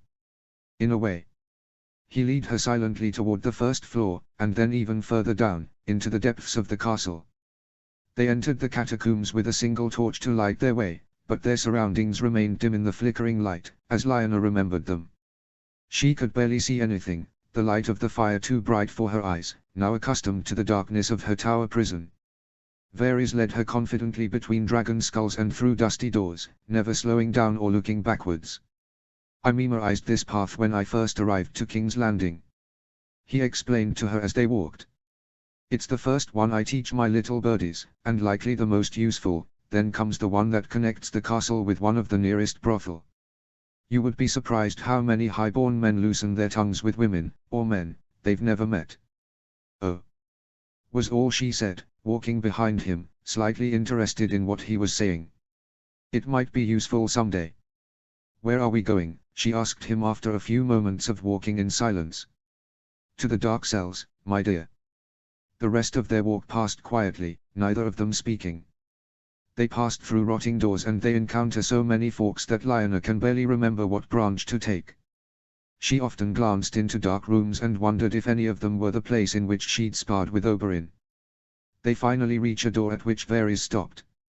Folded neatly on the ground was a bundle of cloth and a small bag perched on top of it. Varys turned to her, meeting her gaze with cold, calculating eyes. Farewell, my lady. I can go no further. I wish you safe travels. Remember your promise. He handed her 2 small keys and smiled. One is for the door that leads to the city, the door at the end of the hall through there. He nodded at the door. The other is one you'll need to decide whether you wish to use. Without explaining further, he opened the door and pushed her through. Finally free. She took a moment to look around as the door was closed behind her. There were 7 cells on each side of the hall. Only 2 torches lit the black area, one at the door she'd come through, and one at the door on the other end. Everything between was nearly pitch black. It was almost as dark as the crypts in Winterfell. Lionel walked softly down the hall, firmly down the middle, not daring to get too close to the cells, even if most of them appeared empty. If they see me, I'm dead. She stopped as a voice wound through the air. The sound came from the last cell on the right. I need more wine, Warden. If you refuse, I'll have to speak with my sister about getting new chambers. She won't be pleased. She stands still for a moment, listening as the echoes of his voice died in the darkness. Gods, he has drunk. The small drawing on the iron key shines on her right hand and the drawing of the lock shines as well. It is his key. Notes. Special thanks to Wobormock797 for correcting and to my dear friend Watson, for helping with the story. Thank you for reading and thank you for commenting and I hope you liked it. Thanks again and please comment. Chapter 11, Oberyn v. Notes. See the end of the chapter for notes. Chapter text. He lost track of time, allowed it slip over him like water, calming a wound and cleansing it from the infection that rotted him. You should be known. You should be gone to her instead of passing if your days half drunk in every brothel in this goddamned city. You should be thrown the knife sooner. Her words didn't ring on his mind like he thought they would. He remembered them, but doesn't he repeat them. Her scent is easily forgotten and her taunting hallucination leaves him alone. He thinks it is a twisted way he has of grieving. His numbness towards her reminds him of the time his father died. The only time he was ever told he was like his mother. "You are like Our Lady Mother," Oberyn Doran had said just after Elia had fallen asleep, her cheeks still stained with tears, her eyes still swollen and their father's robes over her, his disappearing smell leading her into a peaceful, dreamless sleep. You don't mourn. You move on. You stop caring. It had been a lie.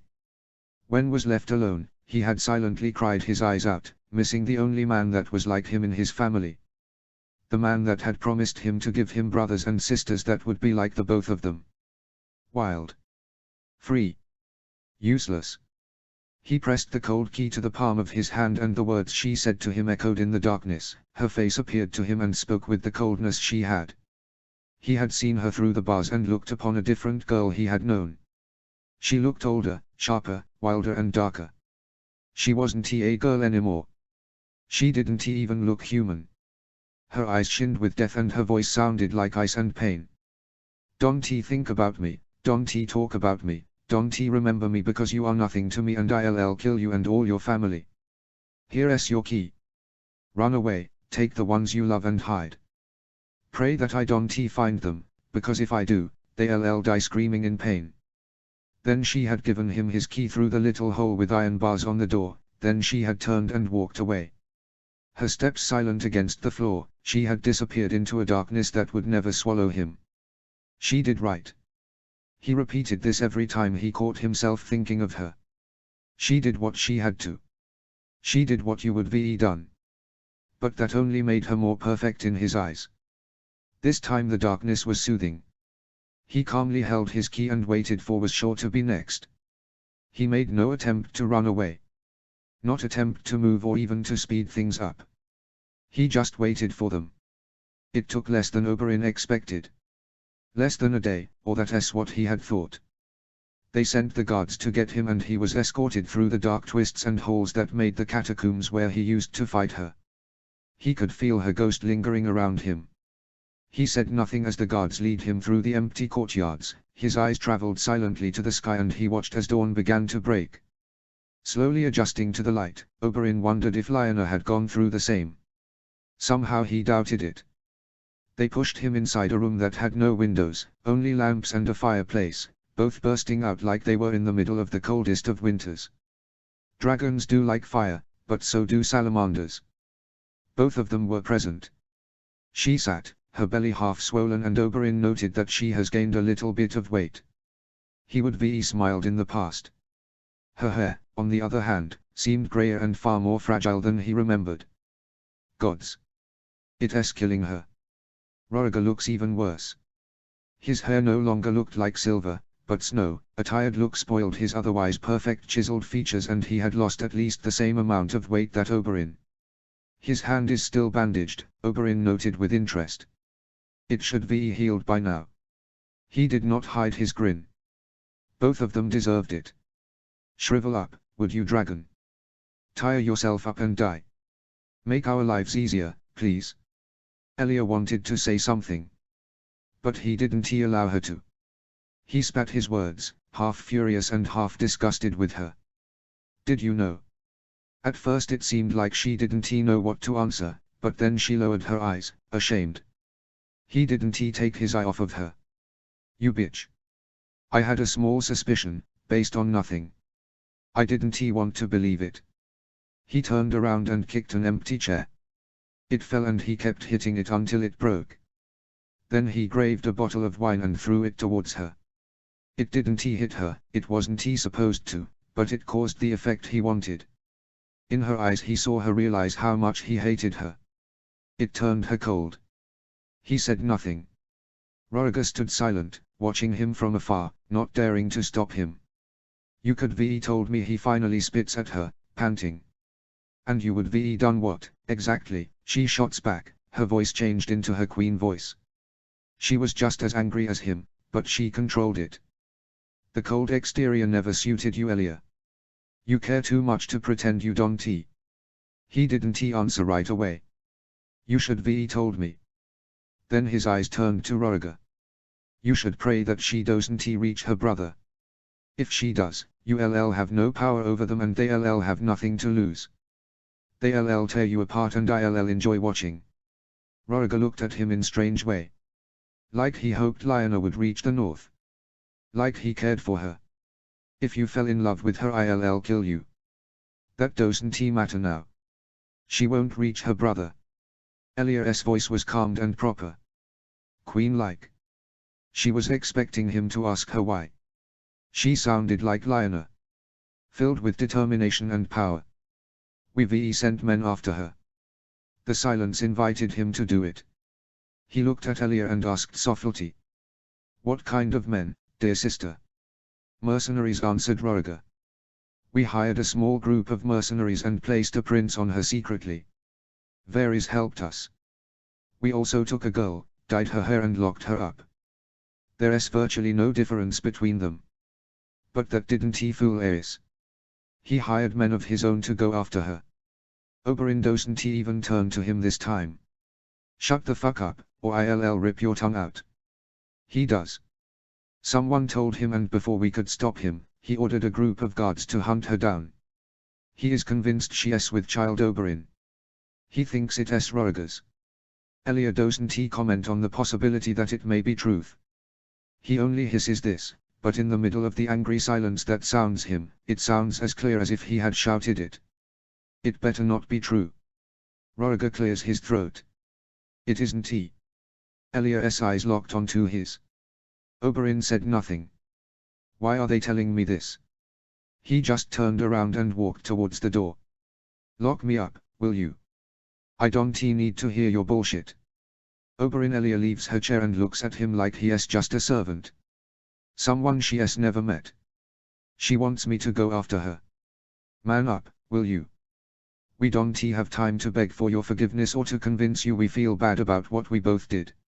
I made a mistake and I'll never forgive myself for it. My mistake got 2 good men killed, and left little girl with a scar she'll never be able to heal. But this is not about that. Lyanna ran away alone, hurting and weak, half dead. She doesn't know the South and for all we know, she could now be in a pit buried with 10 other victims of the war or she could be gang raped tomorrow. And the men we sent and the men Aerys sent won't help. I am not going to ask you, but you know what I want. If she dies, the little bit of peace we have won with Ned Starks will fade and thousands will bleed for it. Grow up. This is not about you or her. It's about protecting the kingdom. He stops. You're wrong. She's as strong as she'll ever be. Your husband made her like this. But he thinks of how cold and dead she sounded. And the thought of how many girls will be left like this if war really broke. He thought of his girls, sweet little innocent things and how they could be transformed into the creature Lyanna had become. Not one more like her. He places his hand over the door. Kneel. Fine, he whispers, broken. He'll chase her, even if she doesn't want him to. Even if he's scared of what he could find. Notes. So I know it's been a while, but have like 5 chapters written so I'll be updating soon. Thank you very much to all who have read, commented and left kudos, you keep me going. Thanks for reading and please comment. Chapter 12, Lyanna 6. Notes. See the end of the chapter for notes. Chapter text. Lyanna sighed, bored and looked around the tent, walking around, hoping that she was going to be able to pull it off. I have to. She stood in front of a mirror and studied herself. She did this more often than she cared to admit. Not seeing herself during her whole imprisonment made her curious of how she looked. Big grey eyes, dark brown hair, a little longer than she would like it to be, but it gave her an air of femininity she didn't have before. Her skin was paler than usual and she had been slowly but surely getting her weight back. Still, she thought, I look pretty enough. It felt odd and strange, worrying about how she looked. She felt like she was betraying her lady mother when doing so. Never look to the mirror just to see if you are beautiful, lie, you shouldn't have to. He entered the tent running, his locking on hers like she was his prey. Not prey, she thought bitterly, price. Robert looked handsome, like he always had. He had a black 2-week beard and his bright blue eyes gleamed with hope. He came near her and she backed away, dreading his touch, his smell and voice. It was all partly his fault. If Robert hadn't raised his banners, maybe Aes would be understood. Maybe he would be saved them. Maybe they would be lived. You ran away, he asked her, and as love filled his voice, his eyes gleamed with happiness, his hands tried to reach her. She stood still, out of his reach. Time for the show. As her silence grew, his happiness began to fade and she saw him put on his warrior face. It suited him better. How? He asked her softly, a little harsher than she expected him to. She didn't answer. She would never. I had been part of her deal. Lie once, then twice and then some more, my lady. No one can know. Where's my brother? She asked in a soft voice, like a little broken bird in need of healing. After all, it was what was expected of her. Robert looked confused for a moment and then smiled sadly. He left about 5 days ago, looking for a way to King's Landing. He'll come back in a moon or so. Still completely alone. She was almost grateful. Ned wouldn't he see what she had become? Robert fell silent and turned away for a moment. Lyanna used this second out of his gaze to gather herself. She couldn't allow the disappointment to show. She knew what she had to do. She had to trick Robert into thinking that she loved him, trap him in her net of lies so he wouldn't be able to move. She'd have to making him lose the war. Then she'd have to talk to Ned, convince him of her story and pray that he would agree. Ned was quiet, thoughtful and above all, fair. He wouldn't want a real war, not like Robert did. He didn't want fame or glory. He would want to go back to Winterfell and raise his sons, like an old and tired man, and die a peaceful death, many years from now. He would want to live his life in a calm tranquility. And she wanted that for him. He deserved it more than ever. Lyanna wanted to give her brother the things he deserved, she truly did. But to do all that, she had to avenge their family first. She'd have to ensure no harm would ever come to them again. Give the performance of your life. One night she began whispering in a soft voice. She sat on a chair and looked at her hands, allowing a single tear to slide down her cheek. He left the door open. It was like he was daring me to escape, and once he saw I didn't he left it open all the time. But I wouldn't. He ran. I thought he had more hostages. More people I loved in danger. I thought he had you, so I stayed, but never allowed him to touch me. I only wanted you to do it. He never tried to, anyway. Lyanna looked up and saw Robert standing still, waiting for her to continue. She could hear the horses and the men outside, preparing the camp for nightfall. She can smell the fires and the dirt, typical smells in a camp. But they didn't matter. Inside Robert's tent, they were in a whole other world, far away from everybody else. Alone they were, the deceiver and the deceived. She had him hooked to every word she said. He breathed when she told to him and moved only when she allowed him to. He was completely in love with her. She can only feel sorry for him. And then, one night, I forgot to care, she whispers, using the broken voice she had hid inside her. He left and I didn't remember what had kept me before, so I ran and ran and ran and got out of King's Landing through the sewers. Please don't ask me more about it. You really wouldn't want to know. It was the thought of you, fighting for me that pushed me through it, Rob. You gave me the courage I needed. Lyanna fell silent and watched Robert march towards her. He took her hand in his and kneeled in front of her. I am sorry, he whispered, his voice like she had never heard it. I am sorry I put you through that, and I am sorry I wasn't good enough. Lyanna smiled softly and put her forehead on his. Play everyone like they are pawns. Use them and dispose of them. They are only a small part of the game. I am sorry, Robert, she whispers to him, like she heard her mother do to her father, like Oberyn had done with her. Please send for Ned. Ask him to return. We need someone of my family at Outweeding. Robert Baratheon chuckled softly and raised his hand to her cheek. He pushed her face towards him and laid a chaste kiss on her lips. It was very different from the way Oberyn kissed. When Lyanna kissed Oberyn, she felt fire and passion. She melted onto him and started to blend with him, the two of them transforming into one. With Robert, though, she felt nothing. Lips on lips and the warmth of his body near hers, but no passion, no hunger and undying desire for more. She felt empty, like she'd always feared she would. When they parted, Robert smiled with his boyish charming smile and drowned in her eyes. She felt him pushing, getting lost on her grey pools while she could only stare at his blue eyes, not daring to go inside them. She found herself wishing they were brown and warm and dangerous. Like Oberyn's.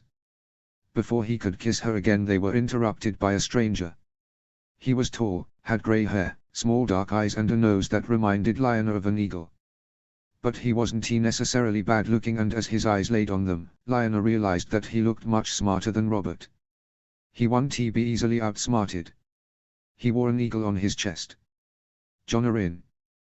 The man that raised the quiet wolf. Robert, he said, barging in, not acknowledging Lionel.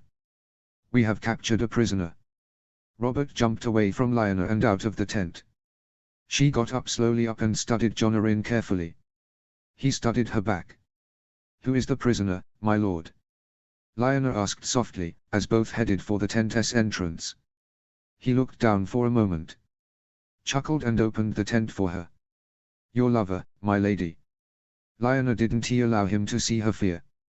She couldn't. Prince Oberyn Martell of Dorne. Notes.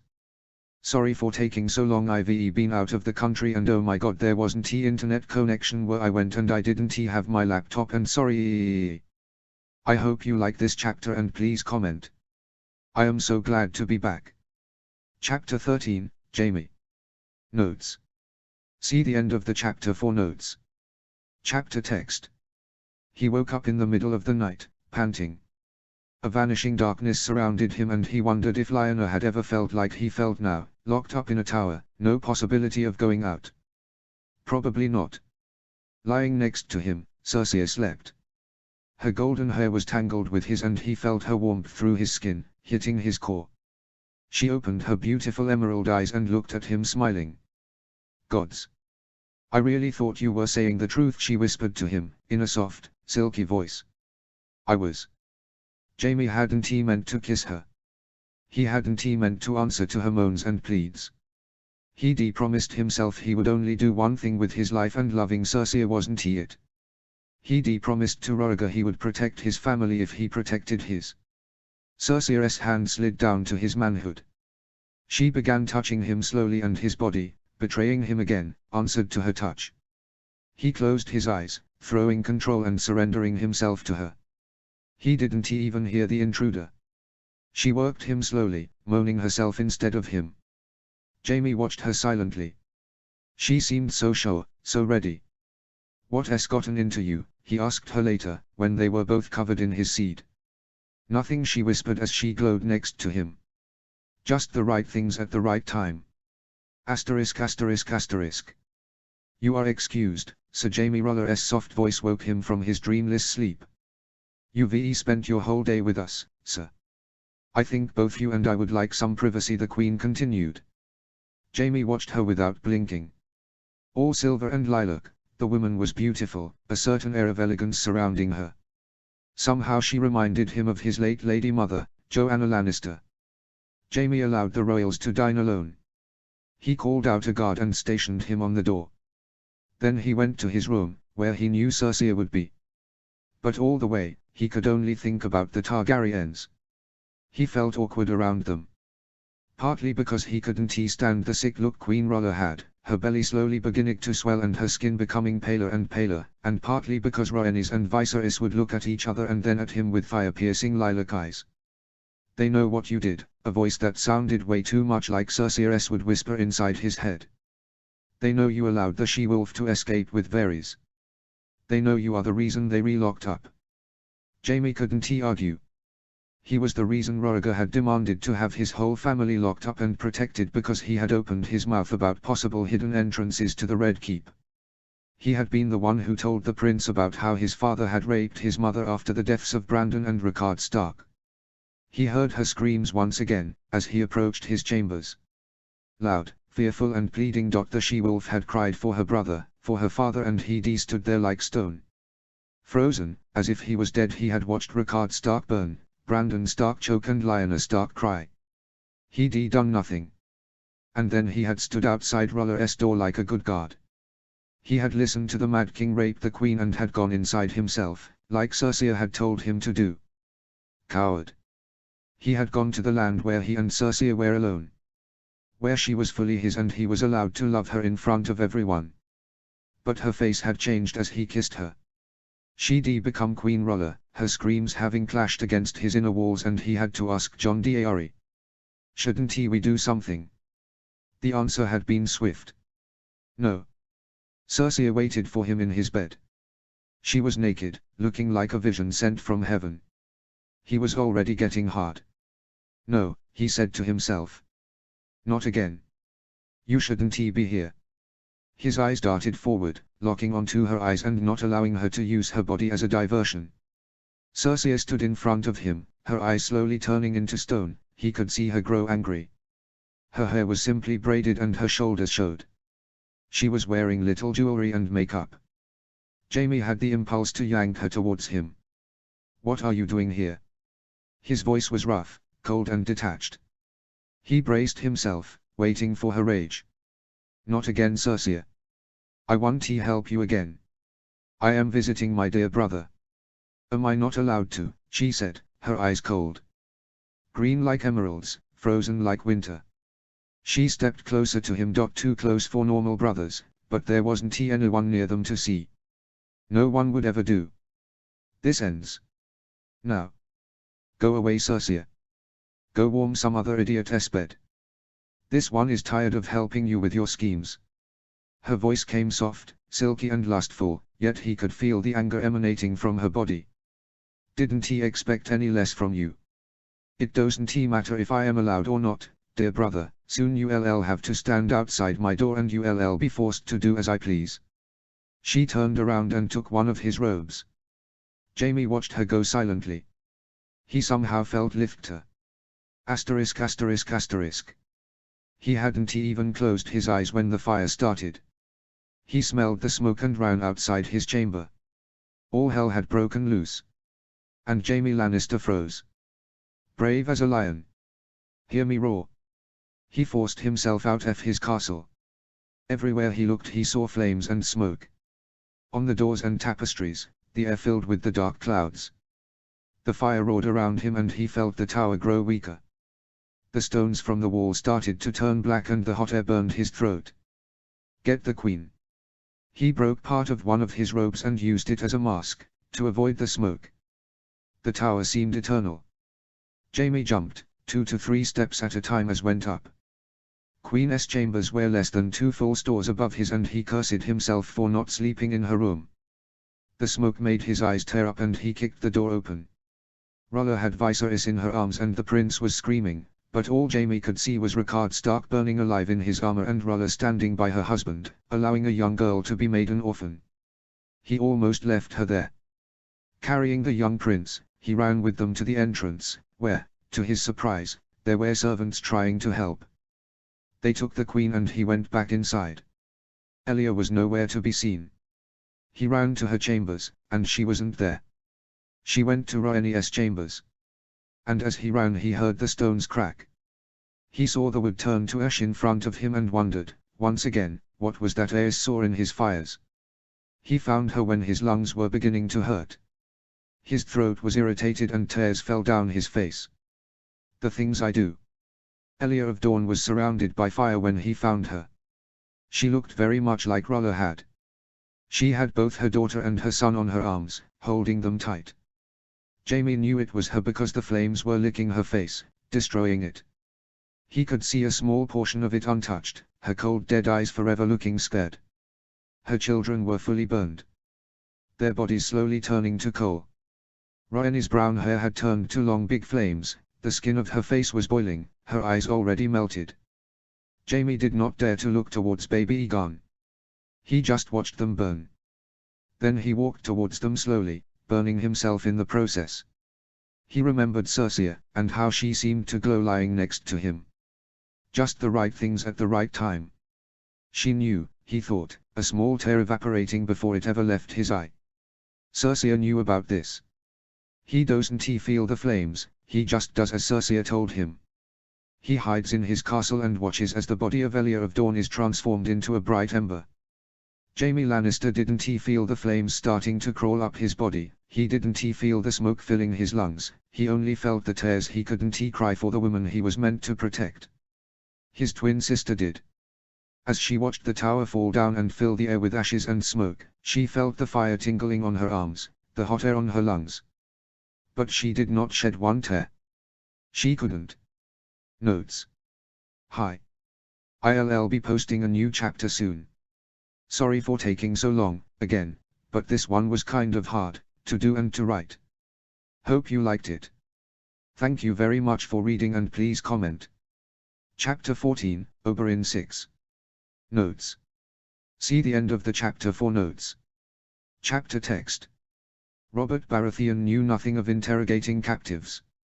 He asked the questions bluntly at first, revealing everything he needed to know to Oberyn, and then he proceeded to hide his intentions, when it was no longer of use. He also didn't he know when to hit. His blows came when Oberyn mentioned Lyanna, not when he clearly hid information from him. And she was going to marry him. Oberyn sighed once again as Robert Baratheon drunkenly said something about the number of soldiers on the capital. Behind him, the guards stood silently, their eyes focused on their lord. Oberyn watched them, wondering how come such a man had loyal men. He was rude, disrespectful and vain. Each a quality that a high-born lord should not have. A lord should be thoughtful, Oberyn, he should be humble and above all clever. A real lord never has to show that he is a lord. His mother was the one who told him how a lord should behave and how to act when he was in court. Even if he never did, he still knew. "I've grown tired of your treacherous words," Worm Robert Baratheon declared as he stood up, managing to knock 3 chairs in the process. How? Oberyn asked himself. I haven't he really talked? Robert Baratheon left the cellar, put the only candle lighting the cell out. Oberyn sighed heavily. He was in poorly built cell, tied up to a pole, like it was custom. The moonlight entered through the bars, and in the dim night, Oberyn waited for Lyanna. He knew she would come. She hadn't he come to this camp on purpose, she'd been looking for her brother's men and had stumbled with Baratheon only because someone had informed her wrongly. Oberyn hadn't he had much trouble following her. She wasn't he careless, but a young, womanly-looking, northerner man was hard to miss. Even if they didn't he say it, a lot of people she encountered had kind of an idea about who she was, and the hate for the king had begun to grow among the common folk. Lyanna entered the cell like a whisper. There were no guards outside his cell, another sign of how incompetent Robert Baratheon really was, and even if there had been, he knew Lyanna would be past them. He'd seen her fight, he'd felt her blows. "Why are you here?" Her voice was as cold as he remembered, but she looked completely different. She stood tall and proud and fiercely looked at him, disgust drawn all over her face. Oberyn wondered if he could kiss her. He liked this Lyanna, filled with hate and disgust. He didn't he want to make love with this Lyanna, he wanted to fuck her, scream and scratch her, and the thought startled him. He'd never thought of violent sex with a girl easily 10 years younger than him, but right now Lyanna didn't he look a decade younger, she looked a decade older than him. Oberyn smiled. "I am here for you, my love." She kneeled before him, her eyes darker than the night that surrounded them. "I don't need you, love," she said the last part like it had a sour taste, spitting it. Somehow, he got angry all of the sudden. Who was she to mock him for pretending to love her? Not that he actually was, but that didn't he come to subject, she was living in sin with the Baratheon idiot. Lyanna Stark surely had a double standard. "Why?" he answered angrily at her. "Because you now are with your Baratheon knight and he'll come and save you every time you call for him. We both know you can't stand the bastard, and that more importantly, you don't need him." Lyanna's face turned into a disgusted grin. "Who are you to say what I want or need? You were just an infatuation I had before everything. You are a coward, kissing me one day and the next abandoning me for a pair of easier legs, leaving me to be trapped like a fucking animal, alone with a man that sooner or later would be raped me." Her voice was quiet and angry. Oberyn felt the hate emanating from every pore of her body. He wanted to answer her, he didn't he know, that he cared about Elia and that he was protecting her. "But you are right. I am the man that stands with family," he answered more to himself than to her. Congratulations, she answered him. You allowed a 16-year-old girl to watch her father and brother die because you are a man that stands with his family. Oberyn's eyes moved to the ground. You are right. She seemed to get angrier by the moment. Look at me. Don't you dare not look into my eyes while I talk to you. You owe me that much. I freed you after your only act as a real man. So you cut the rope that dangled me over my dying father, but that doesn't excuse you allowing Brandon to choke to death. Even if you didn't know him, even if you had hated him, you knew he had nothing to do with the charges your crazy family put on him. Oberyn's eyes continued on the ground. You are right. Look at me. Face me, coward. You were supposed to help me. You were supposed to answer Jaime's letter with a fucking plan to avoid this, but no. You just left me alone, to die in Rhaegar Targaryen's hands, to shrivel up and to be hidden from everybody. Look at me while I talk to you. Face me, you coward. Her voice broke, and before Oberyn knew it, she was crying, sobbing like a little girl, her whole facade broken. I am sorry, he wanted to say, but it would be never been enough. She looked at him, shaking, tears fell from her eyes like a waterfall. You were supposed to help me, she whispered, getting closer to him, until her face was so near his that he was breathing the air she was exhaling. You were supposed to love me, she said, her voice was low, so low Oberyn barely heard it. You were supposed to set me free. Her eyes closed and he went for the kiss he knew they both needed. She answered hungrily, parting her lips for him and inviting his tongue inside her mouth. She needed him almost as much as he needed her. I am sorry. I am sorry. I am sorry, he sang while he kissed her, calming her down, bruising her lips, biting and drowning in her. He needed her, wanted her, and that moment was when he decided he would never allow her to leave him. I'll spend the rest of my life making it up to you, he whispered to her ear. No, she answered him, pressing a knife to his neck. You want tea? Notes. Hi, how have you been? I know it has been a while, but I was in the middle of finals and I know the last one wasn't as good as it should be been. I hope you like this one better. In my opinion it's better than the last one. I posted a one-shot, I think, about Oberyn and Lyanna in a How to Get Away with Murder or, cause I love that show and it seemed perfect for them, on Tumblr on the Oberyn x Lyanna tag. Please tell me if you want me to continue it here. I hope you liked this chapter. Thanks for reading and please comment. Also, since I am on break, I'll be posting every 3 or 4 days. Chapter 15, Lyanna, with a bit of Oberyn. Notes. See the end of the chapter for notes. Chapter text. Oberyn Martell wasn't a man to shy away from death. He actively tried to avoid it, but never feared it. He never allowed himself to fear it, never thought about it like it was his enemy. He imagined his death as a glorious final act, the culmination of the great life he had lived. He was, in a way, looking forward to his final moments. Oberyn Martell planned on welcoming death like an old friend. It actually had come to him like a lover. Lyanna was standing in front of him, her face hidden, but he could feel her shake slightly and he felt the small warm tears land on his shirt and burning up in his skin. He closed his eyes and waited for the final, cold kiss. She was shaking when the knife touched his skin. The gleaming tip scratched his neck almost gently, close to lovingly. Do it. Her knife sunk in slowly, layer for layer on his neck, a small line of blood ran down his and Oberyn released his hair slowly, intimately, over Lyanna's neck, like a lover's whisper. Forgive me, she whispered to him, her voice warm as summer, her touch cold as winter. He got ready to feel the knife slide against the rest of his neck, but it didn't move. It stood in his place. She's not sure, he thought, not being able to register the implications of this. The voice came from afar and broke the silence that surrounded them. It sounded tired, but not surprised or angry. Lady Lyanna, please come out. Oberyn's eyes opened and he looked up, seeing a man stand in his cell's entrance. The man held a torch that created shadows all over his face. At first he couldn't recognize him, but something in him made Oberyn react.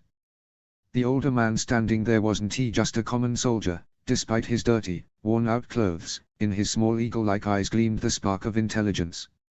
Something clicked and he knew who this man was.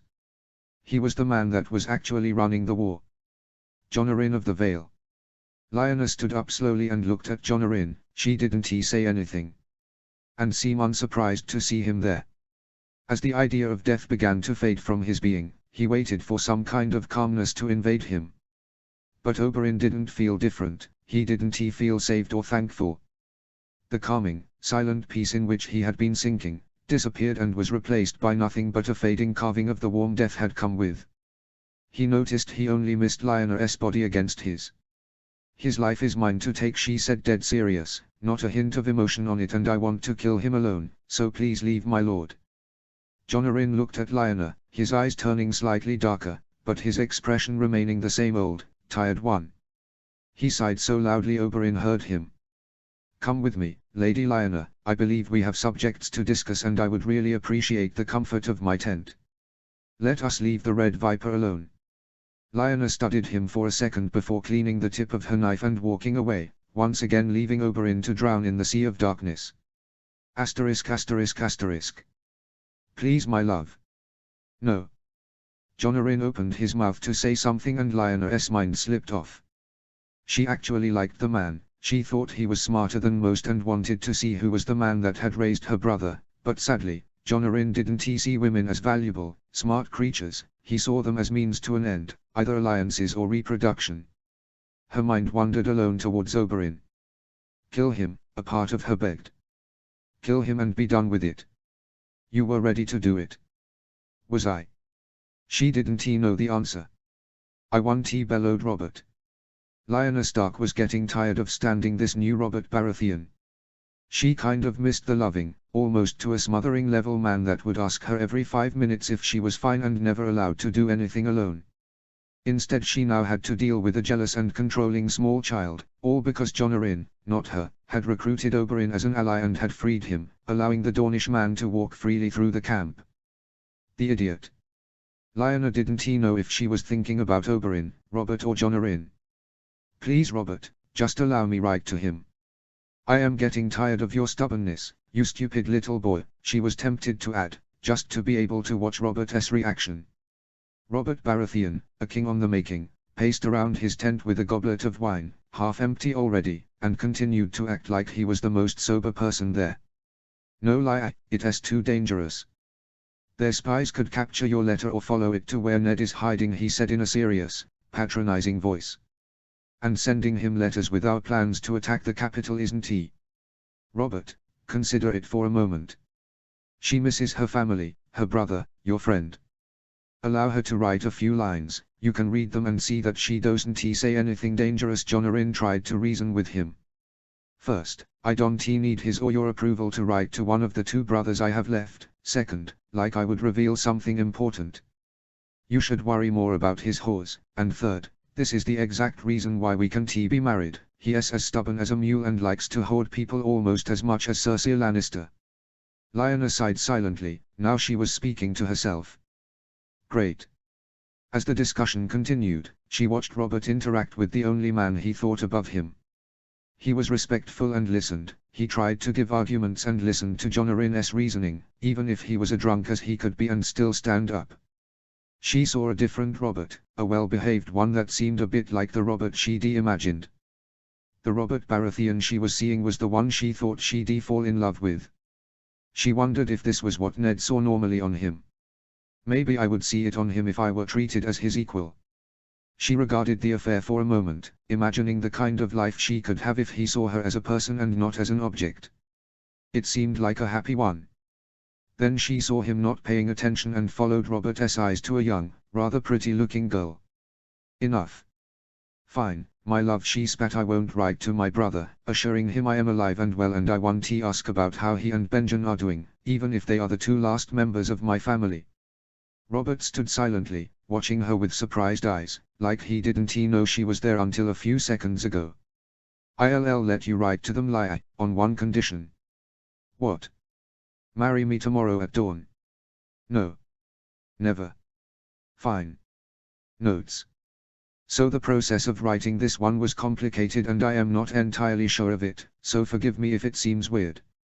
I would like to thank all the people that have commented. You've all been nice enough to waste your time reading and all of your reviews have hopefully helped me to write a better answer. Thank you very much for reading. Please comment and I hope you like it. Chapter 16, Lioness 7. Notes. See the end of the chapter for notes. Chapter text. He caught her before she could leave. They stood in silence for a moment, only cold air between them, moonlight illuminating the clear he'd been training in just moments before she stumbled in, lost in thought. Neither of them watched the face of the other. Their eyes avoided each other. Enjoying the view, he asked her with a grin. His voice was stone cold, like hers had been lately. Lionel raised an eyebrow. Oberyn, wasn't he wearing a shirt? Yes, she answered. The cut on your neck looks like it's taking a while to heal. I am very proud of that fact. He looked at her for a second before chuckling, then turned and started to stretch. What are you doing here anyway? He asked her mockingly. I don't think you would like it if your husband would like it if he found out that you walk around the camp, half naked and in the middle of the night without his permission. He isn't my husband. Not yet. I don't need to ask Robert for permission, she simply answered, not joking anymore. Then, I don't think you fully comprehend the institution of marriage, Oberyn answered, still chuckling. He turned around and leaned on a tree. Lioness smiled. So you want to go there? Actually, I do, she answered. I happen to be already married. You may know my husband. He is the crown prince and he is also your sister's husband. I was forced to marry him shortly before you decided I was a whore and deserved what happened to me. The grin faded from his face and his eyes were fixed on hers. Ah, he said softly. Lionel could feel the anger bubbling up inside him. This wasn't the Oberyn she was familiar with. This was a furious man, angry with the world and with his situation on it. So that's why you want to marry the idiot so quickly. You miss being trapped, you like having someone that controls you, that tells you what you can and can't do. You're yearning for freedom, your defiance, your wild wolf blood. It's all a lie. You just use it to pretend you are different from other girls, when in reality, you just want to be looked up for your husband. Lionel didn't say a word, she just watched him, her hand gripping her knife. He left his tree and began to approach her. So you don't deny it, he asked, but you are really good at faking it, Lady Lionel. You fight and you run and you scream wild things and pretend you are really tough. You are so fucking good, you had me completely fooled. When I saw you, I thought this girl understands me, this is the girl I should marry, cause she clearly knows what it feels like to be trapped, but it turns out it was all a mask you were wearing to charm grown, idiotic men, like Rhaegar Targaryen, the father of my niece and nephew, or Robert Baratheon, great Lord Baratheon, who you knew would start a rebellion for you, and little old and sad me, your betrothed by accident. It turns out, you only wanted attention. Shut up. Oberyn looked at her with a mix of disgust and mockery on his face. He closed in on her, finally having her pressed to a tree. When I saw you fighting, he whispered to her, I thought I finally understood you. I thought I saw a girl who would kill herself before allowing a man to control her. Turns out, he whispered to her ear, making her shiver, I was wrong. She tried to reach him in the same place she had sunk her knife before, but this time he wasn't tied up and he was faster than her. He was faster than she'd ever seen him. He gripped her hand and threw away the knife. His eyes locking on hers. Oberyn slammed her against the tree, and began to kiss her. He wasn't gentle, loving or kind, he was hungry, violent and rough. He is marking me, she realized, as she allowed him to kiss her, fill her and brand himself all over her. He is marking me for Robert. His rough, calloused hands began to roam through her body. They were in one place one second and another completely different the next. Her hips, her shoulders, her lower back, they were all touched and caressed by Oberyn. He began to moan against her, his lips moving from her mouth to her jaw, and from there he trailed small, hot nips up to her ear, where he sucked her lobe again and again. Lionel's hands were pressed against his chest, restless, and she moved them to grip his shoulders, desperate to feel him closer, to press him more against her. Oberyn took this as a sign and lifted her up, pressing her more against the tree. Please, he whispered in her ear, between his and her moans, please, let me love you. For a moment, Lionel thought about the situation. She imagined some guard seeing them, watching as Oberyn kissed and graved and moaned into her, and how she didn't even try to stop him. It would look bad. It would look terrible. She didn't care. Please. She parted her legs even more and had him pressing his hardness against her core. At the feel, her already hard nipples began to feel harder. He began slowly to thrust into her, still dressed. "Thank the gods you re-wearing your nightgown," he whispered in her ear, half a moan and half a chuckle. She thought of asking him if the old gods or the new, but she was too distracted with him tearing her nightgown up. "Sorry love," he said, "but this needs to go." As soon as they were free, Oberyn began to suck on her nipples. He licked and bit and pulled her right nipple while he made sure she was pressed against the tree, and one of his hands slowly traveled downwards. She needed the friction there. His breeches just weren't enough. Lyanna gasped loudly and felt him grin. "Come on now," he said in a husky voice, "we don't want to wake up the entire camp." Lyanna smiled and rocked against his hand. Then she said between gasps, "Those need to go." Lyanna never knew how, but in less than a minute, he had gotten rid of his pants and was painting as she grabbed him and aliened him to her entrance. "Are you sure?" he asked her slowly, his big, dark brown eyes locked on hers. She just kissed him harder. It hurt at first. And she could feel him containing himself while he waited for her to feel comfortable again. She bit him and smiled again. He left her mouth and settled on her shoulder as he slowly rocked in and out of her. "I am going to take my time, beautiful." It didn't take much time for her to reach the edge. In the middle of her post-coital bliss, as she felt him thrust into her to finish, Lyanna Stark smiled, happy, all of her worries forgotten. Asterisk. "Why are you even doing it?" The question came out of nowhere. It wasn't he angry like he had been before, it was soft, his voice hurting when he asked it. They were down on the forest ground, her head resting on his shoulder, his hands softly exploring her body. Lyanna fell silent for a moment. She tried to think of a good answer, of an answer that would explain him why without telling him the real reason she did it. She found nothing. "Because I have to." "Liar." "Bullshit," he said, a little harder than he meant to. Lyanna stiffened under his soft caress of her naked back, waiting for him to stop. He didn't. "Fine," he whispered, "just do me one favor." "What?" she asked softly. "Promise me you won't leave." "I can't." "Promise," she whispered before kissing him. They left the forest just before dawn. Lyanna walked slowly to her tent, a bittersweet taste in her mouth. The boy was waiting for her inside of her tent. He was small, covered in mud and smelled of horse piss. Lyanna recognized him as one of the boys that helped with the horses. "Don't you love it when the birds sing, lady?" Notes. Thank you for reading. Please be nice. This is my first time writing something like this and I am not entirely sure how well it went. Anyway, thank you very much for reading, please comment and I hope you like it. Chapter 17, Eddard I. Notes. See the end of the chapter for notes. Chapter text. Oberyn smiled as the smell of salt and water invaded him. The sun was setting and the ship rocked gently. "Enjoy the little things, sir," said a young boy, probably the captain's son. "We'll part soon." "Good." Asterisk asterisk asterisk. All around him, the expectant silence echoed, making his body ring to the unexciting sounds. The smoke of the burning houses filled the air, making it hard to breathe and to see. Energy filled his veins and an incontrollable desire to move round through his body. Eddard Stark was often shy at parties, quiet at feasts and stiff at small talk, but at battles, he felt somehow comfortable. Sword on one hand and a shield on the other, he raised his fist signaling for the men behind him to move. "Gods, please let us win. We need to win." They started to run silently towards the town. He could hear the loyalists screaming, searching for Robert, who had been hurt recently, only the gods knew how.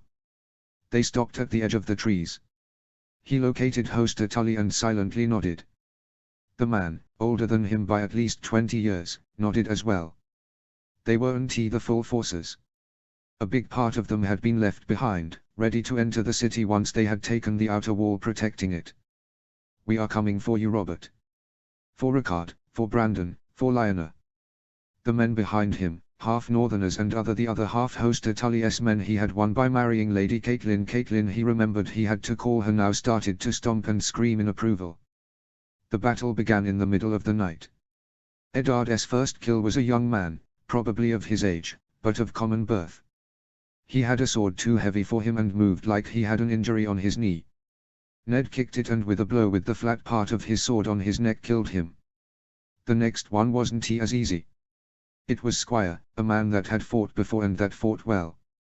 His sword hit Ned on the left shoulder making him lose sensibility on it. It might be been dislocated but he wouldn't be able to see it until after the battle, so the only way to come out alive was to attack. He swung his sword towards the man again and again, not leaving him space to breath. In the end, a blow to his torso did him. The man had dodged all of his blows, but he jumped poorly and fell, Ned's sword entering his chest sideways and stopping halfway through separating uncleanly. Ned's face was splattered with blood. He gripped his sword and moved his left shoulder that was slowly recovering. He moved towards the wall, which wasn't yet taken. We need it if we want to win this. Once we are up there, we'll just have to shoot arrows at them. The quickly built stairs they had brought to assault the walls weren't working. The loyalists were just pushing them off and half of the men on them fell to their deaths. Ned looked around, there was a small part of the wall with fewer soldiers. He saw as one began to grow and realized there was where the stair was. He smiled happily when he saw the sewer drainage. Come on, he screamed hoarsely to a few men fighting next to him. They followed him without question. They fought their way towards the sewer, shields over their heads to avoid the arrows the king's men shot at them. We need to break this bars, he explained. On the other side there's a stair to a part of the wall where there's fewer soldiers. If we take control. He was interrupted by a large man with arms as big as barrels. I don't need to know, he said before swinging his hammer towards the bars. He did it once, twice, and on the third, the bars made a quiet sound and spilled on half. The man kicked the reaming of the bars and moved to a side. Off you go, Lord Stark, he said. Eddard chuckled as he and 6 other men went in and up the stone stairs. There were 4 men fighting for this part of the wall. Ned saw 3 corpses lying on the ground. Arrows came out of them. The fight was silent and quick. His whole plan depended on the loyalist realizing what he had done too late. They did. The stair was secured and soon his men began to climb it. It took less than expected to win the outer wall. They opened the doors and in came the rest of his army. Ned ordered his troops again and sighed. Less than he hoped had made it, even with the ones he had left on the wall to shoot. We'll die tonight. Below them, John Connington's men screamed and got ready to fight. He recognized the man from the tourney at Harrenhal. He was a friend of Rhaegar Targaryen. Tonight, he screamed, we win our places on heaven. The men screamed again behind him and got ready to charge. A horn resonated on the night, silencing everyone. Who is it? He looked at John Connington's face and saw him grow paler. It's Robert. Rock the bells, he screamed at the men in the towers. Soon, the whole world seemed to rock with the horns and the bells ringing. Asterisk. Reunited on a house that hadn't been burned down by Connington, Ned sat with a bandaged Robert, a more serious than usual Jon Arryn and a few other men, including a wounded Hoster Tully and not including Daenerys Arryn, Jon Arryn's heir and his friend. He had died at the beginning of the battle, killed by a spear to the chest. He didn't suffer, a doctor said. Ned wasn't that sure.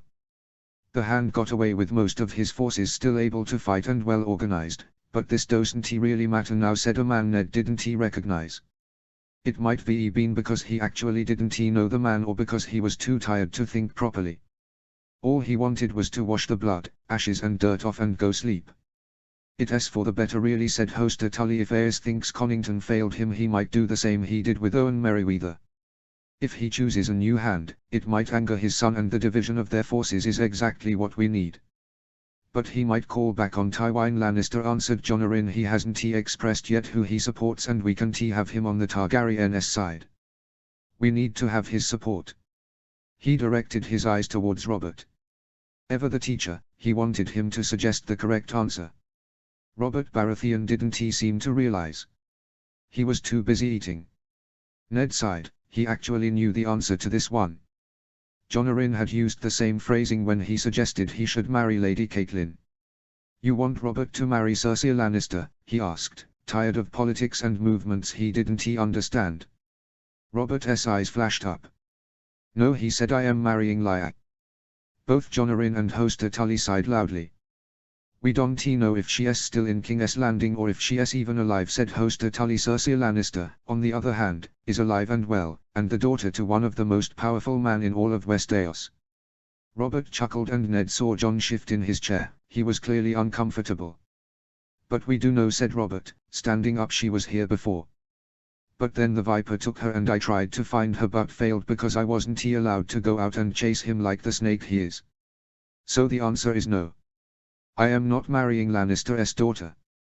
Nor for all of his gold, every last piece of it." He left the house, slamming the door and pushing over some poor squire that was just standing there. Ned directed his eyes towards Jon, half angry, half hurt, and waited for him to say something. Anything. Hoster Tully only needed one look from them. "Come on, boys," he said, getting up slowly and wincing from the pain. "Let them talk." One by one they went out of the room, until Ned and Jon were only accompanied by the silent flames of the torches. "She arrived alone," began Jon slowly, not taking his eyes from Ned. "Then the Viper arrived with her. She said they held her captive in a tower on the Red Keep and never went into much detail about how she escaped. Things were calmed for a while until I saw her sneaking up to his cell. She tried to kill him. I prevented it and told her it would be better if she stood away from him. She promised Robert she would marry him if he allowed her to write you a letter the next morning. I am fairly certain she escaped our camp that night, I think with Prince Oberyn. Robert said he had kidnapped her again and proceeded to attack the closest royalist force to our position. He was outnumbered or outsmarted, I don't know, and he wouldn't tell me." Ned sat in silence, processing everything. "Liar is alive," kept ringing in his head. "She left you a letter," Ned said Jon quietly. "A letter I bothered to read." He passed him a crumbly paper, filled with Lionel's quick, nervous handwriting. "She's a traitor, Ned. Notes. Hello, I hope you are all well. I really hope you liked this one. It was really fun to write, and if any of you have seen Larter, you know where Ned's idea came from. Winking smiley. Thank you very much for reading. Please comment and I hope you liked it." Chapter 18, Rhaegar. Notes. See the end of the chapter for notes. Chapter text. The moans filled the room. Oberyn smiled against her inner thigh. She started to shift. "Please," she begged him. He didn't answer. "Please," she said again. Oberyn sighed loudly, half laughing. "No more," he said. "We have to come out eventually." Asterisk asterisk asterisk. Rhaegar paced around his mother's chambers with a concerned look on his face. It seemed to be his default expression now. The tower's fire. The prophecy. The king. The things that kept him eternally worried were few, but concerned the whole world. Still, they are your burden to carry. When and how do you plan to hold the funerals? Queen Rhaegar asked him softly, almost too quietly for him to hear. Viserys was sleeping, his head on top of her swollen belly. They had learned she was with child only after the fire, when the Maester had been checking for wounds. She hadn't had any. Viserys, on the other hand, had suffered burnings on his hands, feet and face. Neither his mother or him had said a word about it to anyone, least of all Aes, but they both knew. He's not a real dragon. Not yet, at least. I don't know, Rhaegar answered. He didn't want to speak about Elia and their children. After all, it seemed disrespectful from him to even say their names. It's my fault, it's all my fault. But it was for the sake of the world. For the prince. He had tried to tell that to Elia. He had asked for her forgiveness and her help. She hadn't understood. And now she is gone. Along with little Rhaenys and Aegon. I am sorry. Sometimes, in his dreams he would confuse a dark-haired woman with Elia, his heart would fill with joy and he could pretend it had never happened. But it was just pretend after all. Neither Rhaenys or Aegon appeared to him. He knew why. None of them were ahead. Aegon wasn't the prince. Rhaenys wasn't his queen. He had burned. So had she. The worst part about it all was Cersei Lannister. Every time he looked at her, falsely smiling, every time he caught her whipping a small tear from her eyes, he envied her. She now roamed the Red Keep, death living on her, her presence the embodiment of mourning. He wished he looked as broken for the death of his family as she did for the death of her twin brother. He didn't. The fire that had killed his wife and children had also taken the life of her brother, but she seemed to care much more about it. He would often remember it was possible that her father was behind it. Or even mine. Someone, he was not sure who, had said it had been Robert Baratheon and the rebels the ones that had caused the fire. Rhaegar knew better. If they had spies among them, they would have tried to kill him, not his family. Robert Baratheon was many things, but not a child murderer. Rhaegar Targaryen did not know how wrong he was. You should do something with Sir Luwin present, said his mother softly, caressing Viserys' hair with so much care and love it surprised him how she could talk about political moves and death, and at the same time care for her child like a normal mother and not a queen. Still, she talked loud enough to disturb little Viserys' sleep. That is what ruling is all about, he realized, being able to put everything before yourself or the ones you love. He didn't know if he would be able. You are, a cold voice said. His father's voice. You abducted Lyanna for the prince. You allowed Elia's death in order to make the Lannisters happy. Worst of all, you lost her. You might put ruling over your loved ones, but you're not very good at it. He is not visibly angry, continued his mother, and we talked. He said he'd understand it if you burned the three of them, but that he is sure that Oberyn would not like it. He said it was finally up to you. They were Targaryen after all. Rhaegar paused for a second. Burn them. It seemed like the gods were mocking him. What do you think? He asked his mother. She smiled kindly at her younger son. Her silver hair disguised the grey hair she had, her pale skin was slightly stained and small wrinkles surrounded her eyes when she smiled. Her lilac eyes hadn't changed though.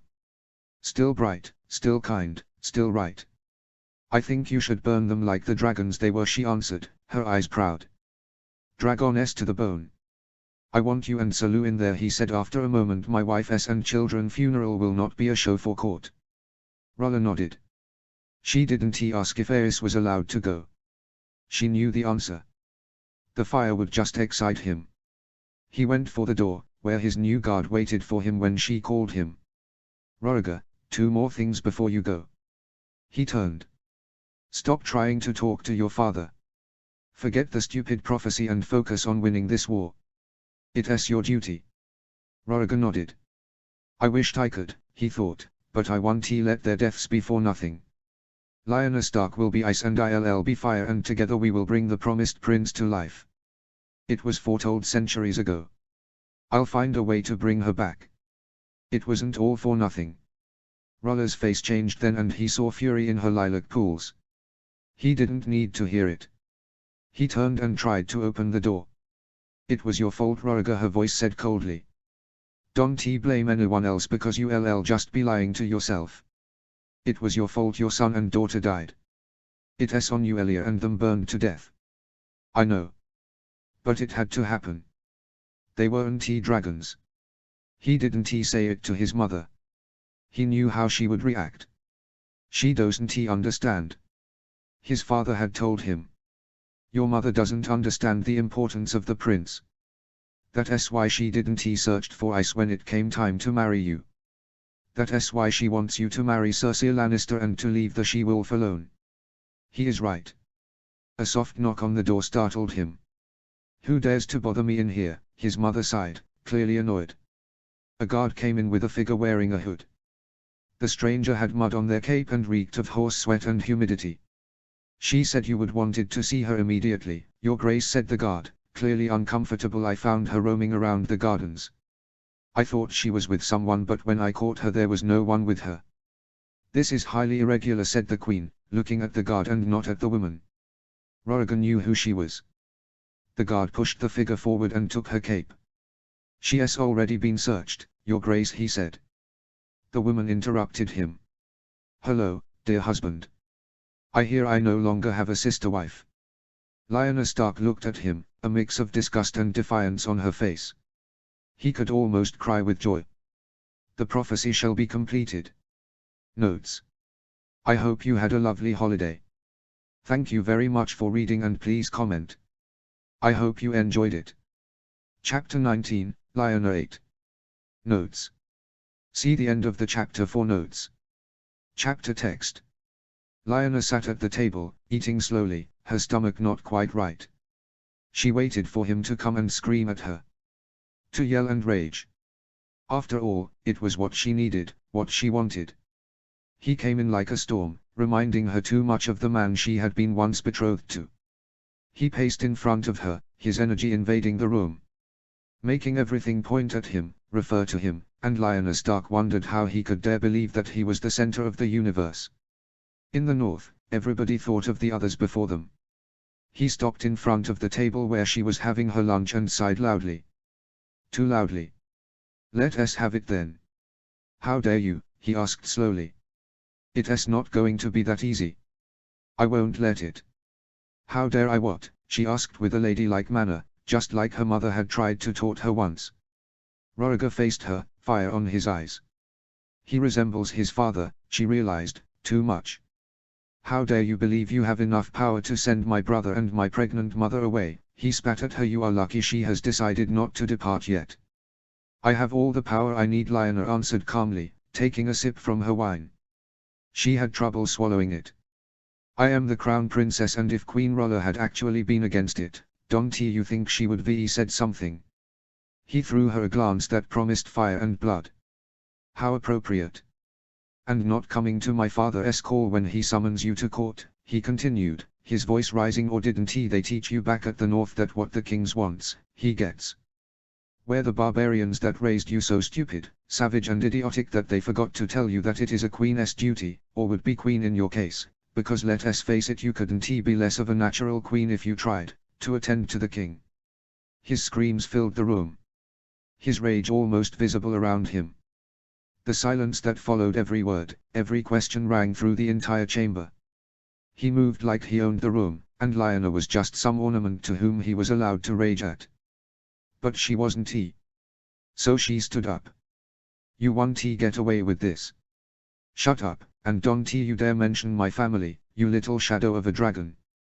Don't you speak of them like they are beneath you, because it's your fault they are dead, you weak and pathetic little lizard. She spat at him. And it's your fault we are in the middle of a rebellion, and it is your fault that I am going to be queen, because you chose me over the mother of your own children, and now that you are bored with me, now that you no longer find me amusing and charming like you did in the beginning, you go after Cersei Lannister, a girl so cold that doesn't even mind the fact that you are married, or even that you got your own children and her brother killed. So don't you dare say another word to me like you are better than me. You killed my family and destroyed yours. You are the reason I am here, my dragon prince, to become your obeying and adoring queen. You have no one to blame but yourself. He grabbed a plate and threw it at the stone wall behind Lyanna. She didn't move, she stood her ground and watched him. Not a sign of weakness.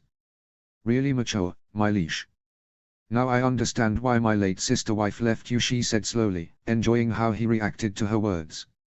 Roriger stopped for a moment, and all of his rage seemed to die at the mention of his dead wife. You are just as crazy as your father. And you can't even see it. If I had been her, I never would be allowed you to even touch my children. But as it turns out, she did, and look where that got her. If I ever am your queen, you won't even look at them without my permission. And they will never be your dragoness heads. They'll be wolves. Like their mother. He threw another plate at her. The small plate, ceramic with drawings of red flowers and dragons, exploded behind her, and the shards flew in every direction. She got a cut on the cheek from one of the shards. Not even a wince. Roriger stepped towards her and looked down on her. Seeing her cut and the blood that slowly poured out of it like it was water, and he a dying man. He was an entire head taller than her. His purple eyes shining with rage, looked down on her. Lyanna saw something change in them, she saw something unleash. It was too late. What would a little 6- and 10-year-old wolf whore like you would know, he whispered, venom in his voice. Don't you think that I don't listen to the court rumors? They say you just came back because Robert Baratheon found out you weren't a maid and didn't want my leftovers. And I surely don't want something as used as you. You don't know I am not a maid. Then you'll never have your promised prince, Lyanna whispered back to him. Mad King. He slapped her with his right hand. Lyanna felt how the cut got bigger, deeper and far more painful before hitting the ground. The whole left side of her face was burning, blood started to pour over easily, staining her dress. Lionel didn't even try to touch it. It was his dragon ring. Lionel tried to get up, but he kicked her. Once she was fully on the ground, he grabbed her by the hair and pulled her up. He pressed a knife to her throat. The one she'd been using to eat. "Ull give me my dragons," he whispered, "because it is your duty. Because we are fire and ice, and because the world would end if you don't. You won't give me my dragons because I love you. Because I don't. He pushed her to the table where she'd been eating just moments ago and then tore her dress. Her face was pressed against the table. The knife pressed now on her cheek. She kicked him, tried to get free from his grip. He slashed her hand and then drew a fine line against her neck, just to prove he could. "Shut up," he said, while he threw his breeches down. "You will give my dragons. Even if you don't want to." Lionel didn't make a sound. She wouldn't give him the satisfaction of begging. "Ull burn in hell for this." Asterisk. He backed away from her after he was done. His hands were half covered in blood, the fury of his eyes lifted. He was on the other corner of the room, like she was some kind of Venus snake. "I am sorry," he whispered, watching his hands like they didn't belong to him. Lionel watched from the corner to where she had run the second after he had released her. Her dress was completely torn. She sat there, half naked, marks of the blood of his hands all over her, her face, her neck, her hands, her breasts, her stomach, and a small line of blood coming down from her sex. "I am so sorry," he whispered, slowly approaching her, tears streaming down his violet eyes, the realization of what he had done slowly sinking in. She moved even further away. Roriga stopped walking. "If you ever touch me," Lionel whispered, "even if it is by accident, I'll kill you. I'll cut it all off and then I'll kill you." He left without saying a thing. Soon, a tongueless boy came for her. She didn't allow him to touch her either. Notes. Hope you liked, I don't know if that is the best word to use, reading this. Please comment and thank you very much for reading. I hope you had a wonderful 2015. Chapter 20, Circe. Notes. So this chapter has sort of a weird timeline. It expands through memories and sort of present. If there is any confusion, let me know in the comments and I'll explain. See the end of the chapter for more notes. Chapter text. She stood there, watching the small bottle in silence. "And this are really it?" she asked him after a moment. "Yes, those are tears of Lee's," answered the man. "How much?" she finally asked. "We came together." Cersei Lannister was an expert at court manners. She had been taught how to behave since she was born, how to look, what to wear, when and how to speak. She had learned from her mother, her septa and her father, what was expected of her in every possible occasion. Never wear your hair loose to a feast. Nobody has to ever see you eating. Don't be too skinny, you'll look weak and sickly. Dark colors are only worn when the situation is serious, your skin would look too pale. Always wear something that reminds everybody the house you belong to. Never mention you have read certain book. Never mention you haven't read certain book. Don't smile too much. Do not frown too much. The list went on and on. She was never taught how to behave on her brother's funeral. Jaime Lannister was buried with all of the honors a member of the Kingsguard could hope for. After all, he had died defending the future queen and her children. Nobody seemed to notice that he had failed. "I am sorry, Jaime. This is my fault." She stood alone in front of his corpse on the Royal September. He was wearing armor. His body had been too burned to present normally, but she had insisted on doing the wake. Nobody had told her anything. "We came into this world together," she wanted to scream at him, "and we were supposed to leave it together as well." But he would never answer her. He couldn't answer questions anymore. Varys approached her on a warm, lonely morning, his soft voice creeping up on her like the spider he was. The tower had burned down more than a month ago, and she now was behaving like everybody wanted her to. Careless, pretty, the image of joy and happiness. "We need to talk, lady," he said. She turned, stone cold, a rehearsed seductive smile on her frozen happy face. "What?" she asked him. Lady Lioness Stark is back, he simply answered. I think you know what to do. I won't let you die in vain. It needs to be done, my grace. My grace. The night was dark, not even a candle was lit on her room. Every moment seemed to remind her of him. The way he smiled, the way he laughed, how his eyes filled with lust every time he caught her wearing his clothes. The memories of Jaime filled every moment of Cersei's life since he died. It seemed to her she thought more about him now that he was dead than when he lived and breathed the same air as she. The bottle shined on her hand, her trembling pale hand that had touched him for the last time, angry. "It's your fault," she wanted to scream to him. Because it hadn't been hers. She didn't start the fire, she just knew about it, she just didn't warn the right person. That had been the deal. "I told you to leave, I told you what would happen. Why did you decide at that moment to care about your honor?" She was convinced she had to kill herself. "We came into this world together, Jaime, we were supposed to leave it together. We were supposed to rule it together. But the Dragon Prince had gotten in the way. Her beautiful, sad and romantic Dragon Prince. The one she was supposed to marry now that he had no wife. They talked often now, he would run into her on her daily strolls by the gardens, his voice, soft as silk, would compliment her, and together, they shared their melancholy over death. She noticed the bruises on his long pale hands, the cut on Lionel's cheek. She didn't ask him. She knew why they were there. She had allowed it to occur. It needed to happen. She would often cry for him, bright tears would cover her face and small, lovely sobs that would make him come closer. Their first kiss was after she had told him about a childhood story about Jaime. He knew she was lying. She didn't care. "I've done it," the thought echoed through her mind. She felt something like joy. Tywin Lannister's entrance to King's Landing was serious and cold. He had missed his son's funeral. A chilly wind from the sea had risen up to the Red Keep, and although there was only one out of the 3 royal members waiting for him, Tywin Lannister didn't seem displeased. He seemed emotionless as usual. He looked rather well for a father that had just learned of the death of his firstborn son. To his side, Kevan Lannister had purple marks under his eyes and had seemed to be crying. Cersei waited for him with all the ladies of the court, in a rather small and darkly dressed group.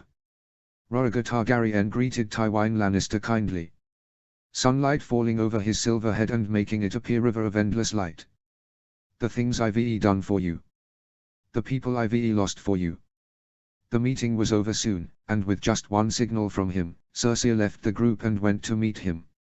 "Your brother is here." He didn't look at her. He didn't want to. When Tywin Lannister calls, you go to him. It was a simple rule, one she had learned before she was 5. He waited for her in a small, poorly lit room. Varys the Spider was with him. The moment she entered, her father, not lifting his eyes from his letter, signaled for Varys to leave the room. He had been playing Sivas with Tyrion. The little dwarf lifted his eyes from the board and greeted her with a sad smile. "Good game, Lord," said Varys, "but I must be going." He left, all of the fabrics from his robes shining too brightly for Cersei's eyes. "You look good," Tyrion said, "dear sister." Cersei tried to say something. Tywin interrupted her. "Stop it," he said, his voice trailing softly, full of a tired anger. "We are here because we need to rethink our position about this war.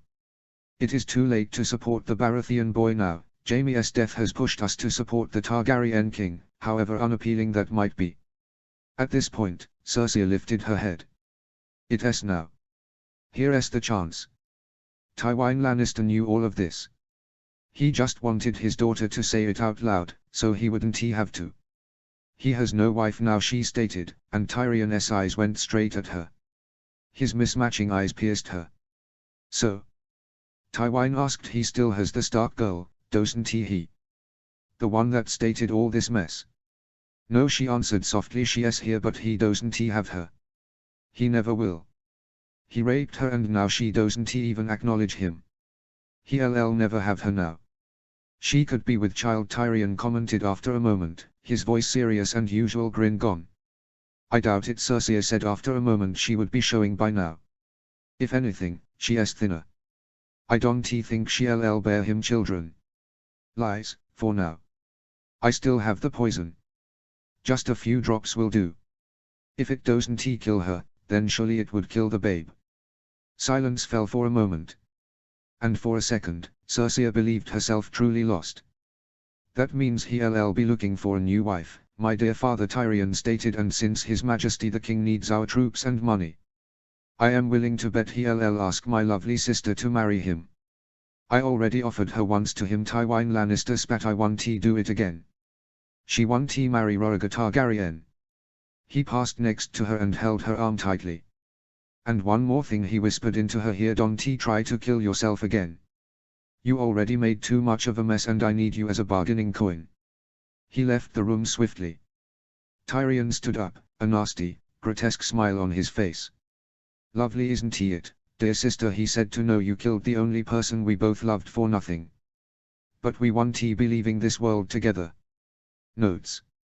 Thank you very much for reading. I would like to thank Barber1994 for sharing the ideas I needed for this chapter. I don't even want to think about how it would be turned out without the help.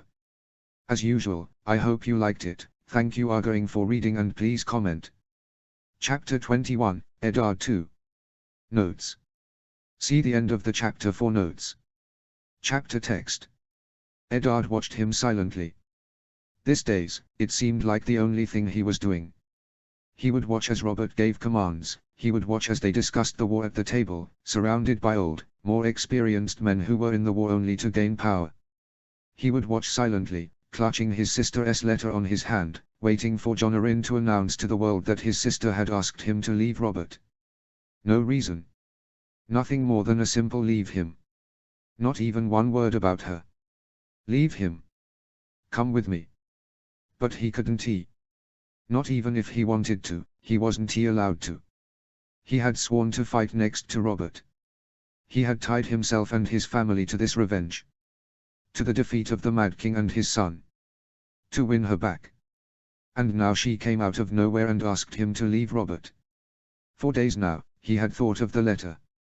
Of the implications, of the consequences, of the person who had written it. Lyanna had been so near he felt he could just catch her if he hurried up. If he rode a little longer, ran a little faster. Ned Stark knew that it was a stupid feeling, but it gave him a strange peace. Still, he would stay. The idea of betraying his little sister burned him. The thought of her burdened him. The letter kept him awake at night, the scenarios playing in his war-tired mind. What should I do? What is the right thing to do? What would the father done? The questions echoed in the empty halls of his lonely mind. He couldn't turn to anyone there, and he couldn't just shrug off the decision the gods had placed upon him. Nobody there would be able to decide properly. Robert would choose Robert. It was his nature. Jon Arryn would choose whatever choice was the politically clever choice. And Lord Tully would. Ned wondered for a moment what would Lord Hoster do, then he remembered his house motto. Lord Tully would choose his family. But which of them was family? Which side represented his real family? The men that didn't share a single drop of blood with him, nor place of birth, but that were willing to die with him for the wrongs that had been done only to him, or his sister, the little girl he had held in his arms and played with, the young woman that now asked him to come with her. Lyanna didn't support Robert, but did that make her a Targaryen? Did the fact that she didn't want anything to do with Robert made her a traitor? Had she forgave them, the people who took their world and shattered it? Had she forgotten about their father, with his warm, kind smile? About Brandon, with his loud laugh and mocking grin? About herself? Ned had heard that when one of the smaller bannermen had said he wouldn't side with Robert or with the crown, Robert had laughed and then smashed the man's head with his hammer. Ned hadn't said anything. It was, after all, just a rumor, but a very possible one. He could see Robert smashing someone's head for so little. He had witnessed things like that before. It made him sick. Ned watched as his childhood friend drank another full goblet in one gulp. He didn't agree with many things he did. And killing men just because they didn't choose you was at the top of the list. The letter came to his mind again. At the end he had decided that he would burn it. He just hadn't come around to doing it yet. Robert continued talking and his men continued nodding. The world didn't seem to notice his problems, his internal soliloquies. All around him, life kept going. At an unsettling fast pace. "We have to discuss King's Landing," said a man, and everybody agreed we have to decide how to seize it from the Targaryens. If we win King's Landing, we win the war. Loud cheers filled the room, people jumped and screamed, and Robert punched the table with his goblet, demanding for more wine. Ned stayed still. "Not necessarily," said Jon Arryn, his voice as unmoved as ever. He never participated in this loud hopeful celebrations, always dead serious. "War is no child's play," he had often said. "And yet, to this men, we are no older than babes. It is possible that Rhaegar moved his brother and the new babe R'hllor away from the city and from danger. If we want to win the war, we need to make sure that there are no Targaryens left to claim the Iron Throne." Ned looked right at him. Silence fell over the table, a dark sentence as the words slowly drowned in the air, their meaning sinking into the drunken clouded heads of the men. "Surely," Ned said slowly, looking right in the eyes of the man that raised him like his own son, "surely, you don't mean you want to have his children and his brother killed?" Jon Arryn's face was stone, yet Ned caught a glimpse of something in his eyes. "For the old gods and the new, please let it be remorse. Please make him unsay the words he has just said." "Yes, Eddard," he said in his most kind and paternal voice. It reminded Ned of a father telling his son that their pet must be put down. "If we want to assure peace for the Seven Kingdoms, we have to make sure that there will be no Targaryen left to claim the throne. Even if that mean killing babes." Ned asked, his voice dry, filled with anger. A tense silence fell as the two men stared at each other. Robert laughed, his drunken shrieks clashing and breaking the silence, yet the tension remained. "No need to put that side skull on your face, now Ned, it doesn't really matter much now," he spluttered. Ned didn't know if he now was drunk on wine or power. "What do you mean?" he forced himself to ask, his knuckles white with the pressure. "What I mean, dear Ned, is that the problem is taken care of. Don't ask me, I don't know how they did it, but they did. The dragoness spawn are dead. Done for. There are rocks more alive than the dragoness spawn," Elia Martell pushed out of her belly. Robert was standing up, challenging him to say something, to show his anger. He whispered his answer, his steel eyes not leaving Robert's for a moment. "How dared you? How could you support the death of more people?" Robert's smile was cruel. He went on, his soft voice slithering up to Ned like a snake. "I reckon the little brother and the other babe we heard of are soon to follow. No need to worry now, your conscience will be fucking clean. You couldn't stop it, we didn't tell you cause we knew you'd be too fucking sad about it." Ned stood up. Rage ringing through his body, letter clutched. "You had them killed and told me nothing." That was the moment Robert started to yell. "You didn't need to know. Besides, it's not like you, Saint Ned tell you everything. You always keep to your northerners and always talk about going back after the war ends. You make a skull every time we even talk about killing something, and you send the enemy letters asking about Lya, without even telling me." His screams filled the room, shook the tent to the ground. Whatever they touched, started to fly. Robert's tantrum filled the space around him. Eddard was reminded of a child. "What?" Ned asked in disbelief. "How can he know about her letter?"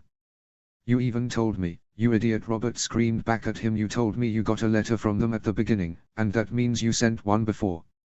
When they killed Rickard and Brandon, it said that they had her safe and that they would deliver her to you if you left me and pledged allegiance to the throne. That letter. That one he had burned. He had read it to the few northerners that were with him at the time and used it to call the banners. That had been the letter that, asking for peace, had started a war. Ned had forgotten about that small, insignificant piece of paper that informed him that two members of his pack, as Brandon used to call their family when they were younger, had been killed by the king, and that a third, the only she-wolf of the pack, was in danger. "You think I keep correspondence with them?" he howled. "He already thinks I am a traitor, even if I haven't actually betrayed him yet." "I know it," Robert whispered, "because you don't want Lya to come home with me. You don't want her with the people she loves, you want her with the dragon, because, like your father, you only want power." Ned chuckled after a moment. "You aren't her family," he whispered. "I am." Robert moved and Ned went to meet him. And you'll never be. Because she doesn't love you. And I'll die before selling her off to a child murderer. That can be easily arranged. The fight was short. Robert tried to punch him in the face, Ned did punch him back. Then Robert tackled him and started to unload his red fists on his face. It took John Arryn, Hoster Tully and 3 other men to separate them. Get out, Robert screamed at him, while he was being held back by his men. Go back to the fucking north, you coward. Ned left the tent alone. He stood outside the tent for only a moment. The taste of blood filled his mouth, his eye and cheek swallowing, and felt like his whole face was being trailed by dancing flames. He clutched the letter. He now understood why she didn't give him a reason. She didn't have to. Eddard Stark didn't belong down there with all these southern schemers. He belonged with her. A wolf couldn't live with snakes and murderers. A wolf belonged with his pack. Silently, Howland Reed came to stand next to him. The little man said nothing. He just handed him a piece of paper. Lyanna had written him a letter. Of all people, she chooses the right one. Let us go find her. Asterisk asterisk asterisk. She sat in front of a fire, waves of heat clashing against her pale skin. Lyanna Stark couldn't take it anymore. She stood up and went to stand next to the window, the cold breeze refreshing her face. Still, it was too warm for her taste. She missed the biting cold of the north that assured her that warm blood ran through her veins. She missed the life that hid in the freezing stillness of the north. Above all, she missed her pack. Varys didn't follow her. What are we going to do about it? She asked him softly. Varys made one of his over-dramatic pauses. You'll have to trust me, my lady, he began. Of course, she said. I don't I've talked to Tyrion Lannister. Asterisk asterisk asterisk. The news didn't seem to affect him. His violet eyes raised to meet Varys' and just reflected peace. Cersei clutched the small bottle that she now carried around everywhere. He seems grateful. She's missing, my prince. Rhaegar Targaryen smiled with his usual, sadness-filled smile. Cersei hated it. Again. Notes. So this chapter has 3 characters, but as you probably noticed, the main one is Ned. Each part takes place a little after the last one. Sorry if it's not very clear. Anyway, thank you for reading. I hope you liked it and please comment. Chapter 22, Doran. Notes. See the end of the chapter for notes. Chapter text. Melorio walked elegantly in front of him, caressing her slightly swollen belly. Watching her, Doran suddenly was remembered of his mother, of Oliver and Mors. My forever young brothers. Then he thought of Arianne, trying to forget how afraid he had been for her when Melorio first told him about the child. He tried not to remember the ones that had come before his little Arianne. He failed. Let this child live. Please. She paced, closing the letter and putting it down on the table near her.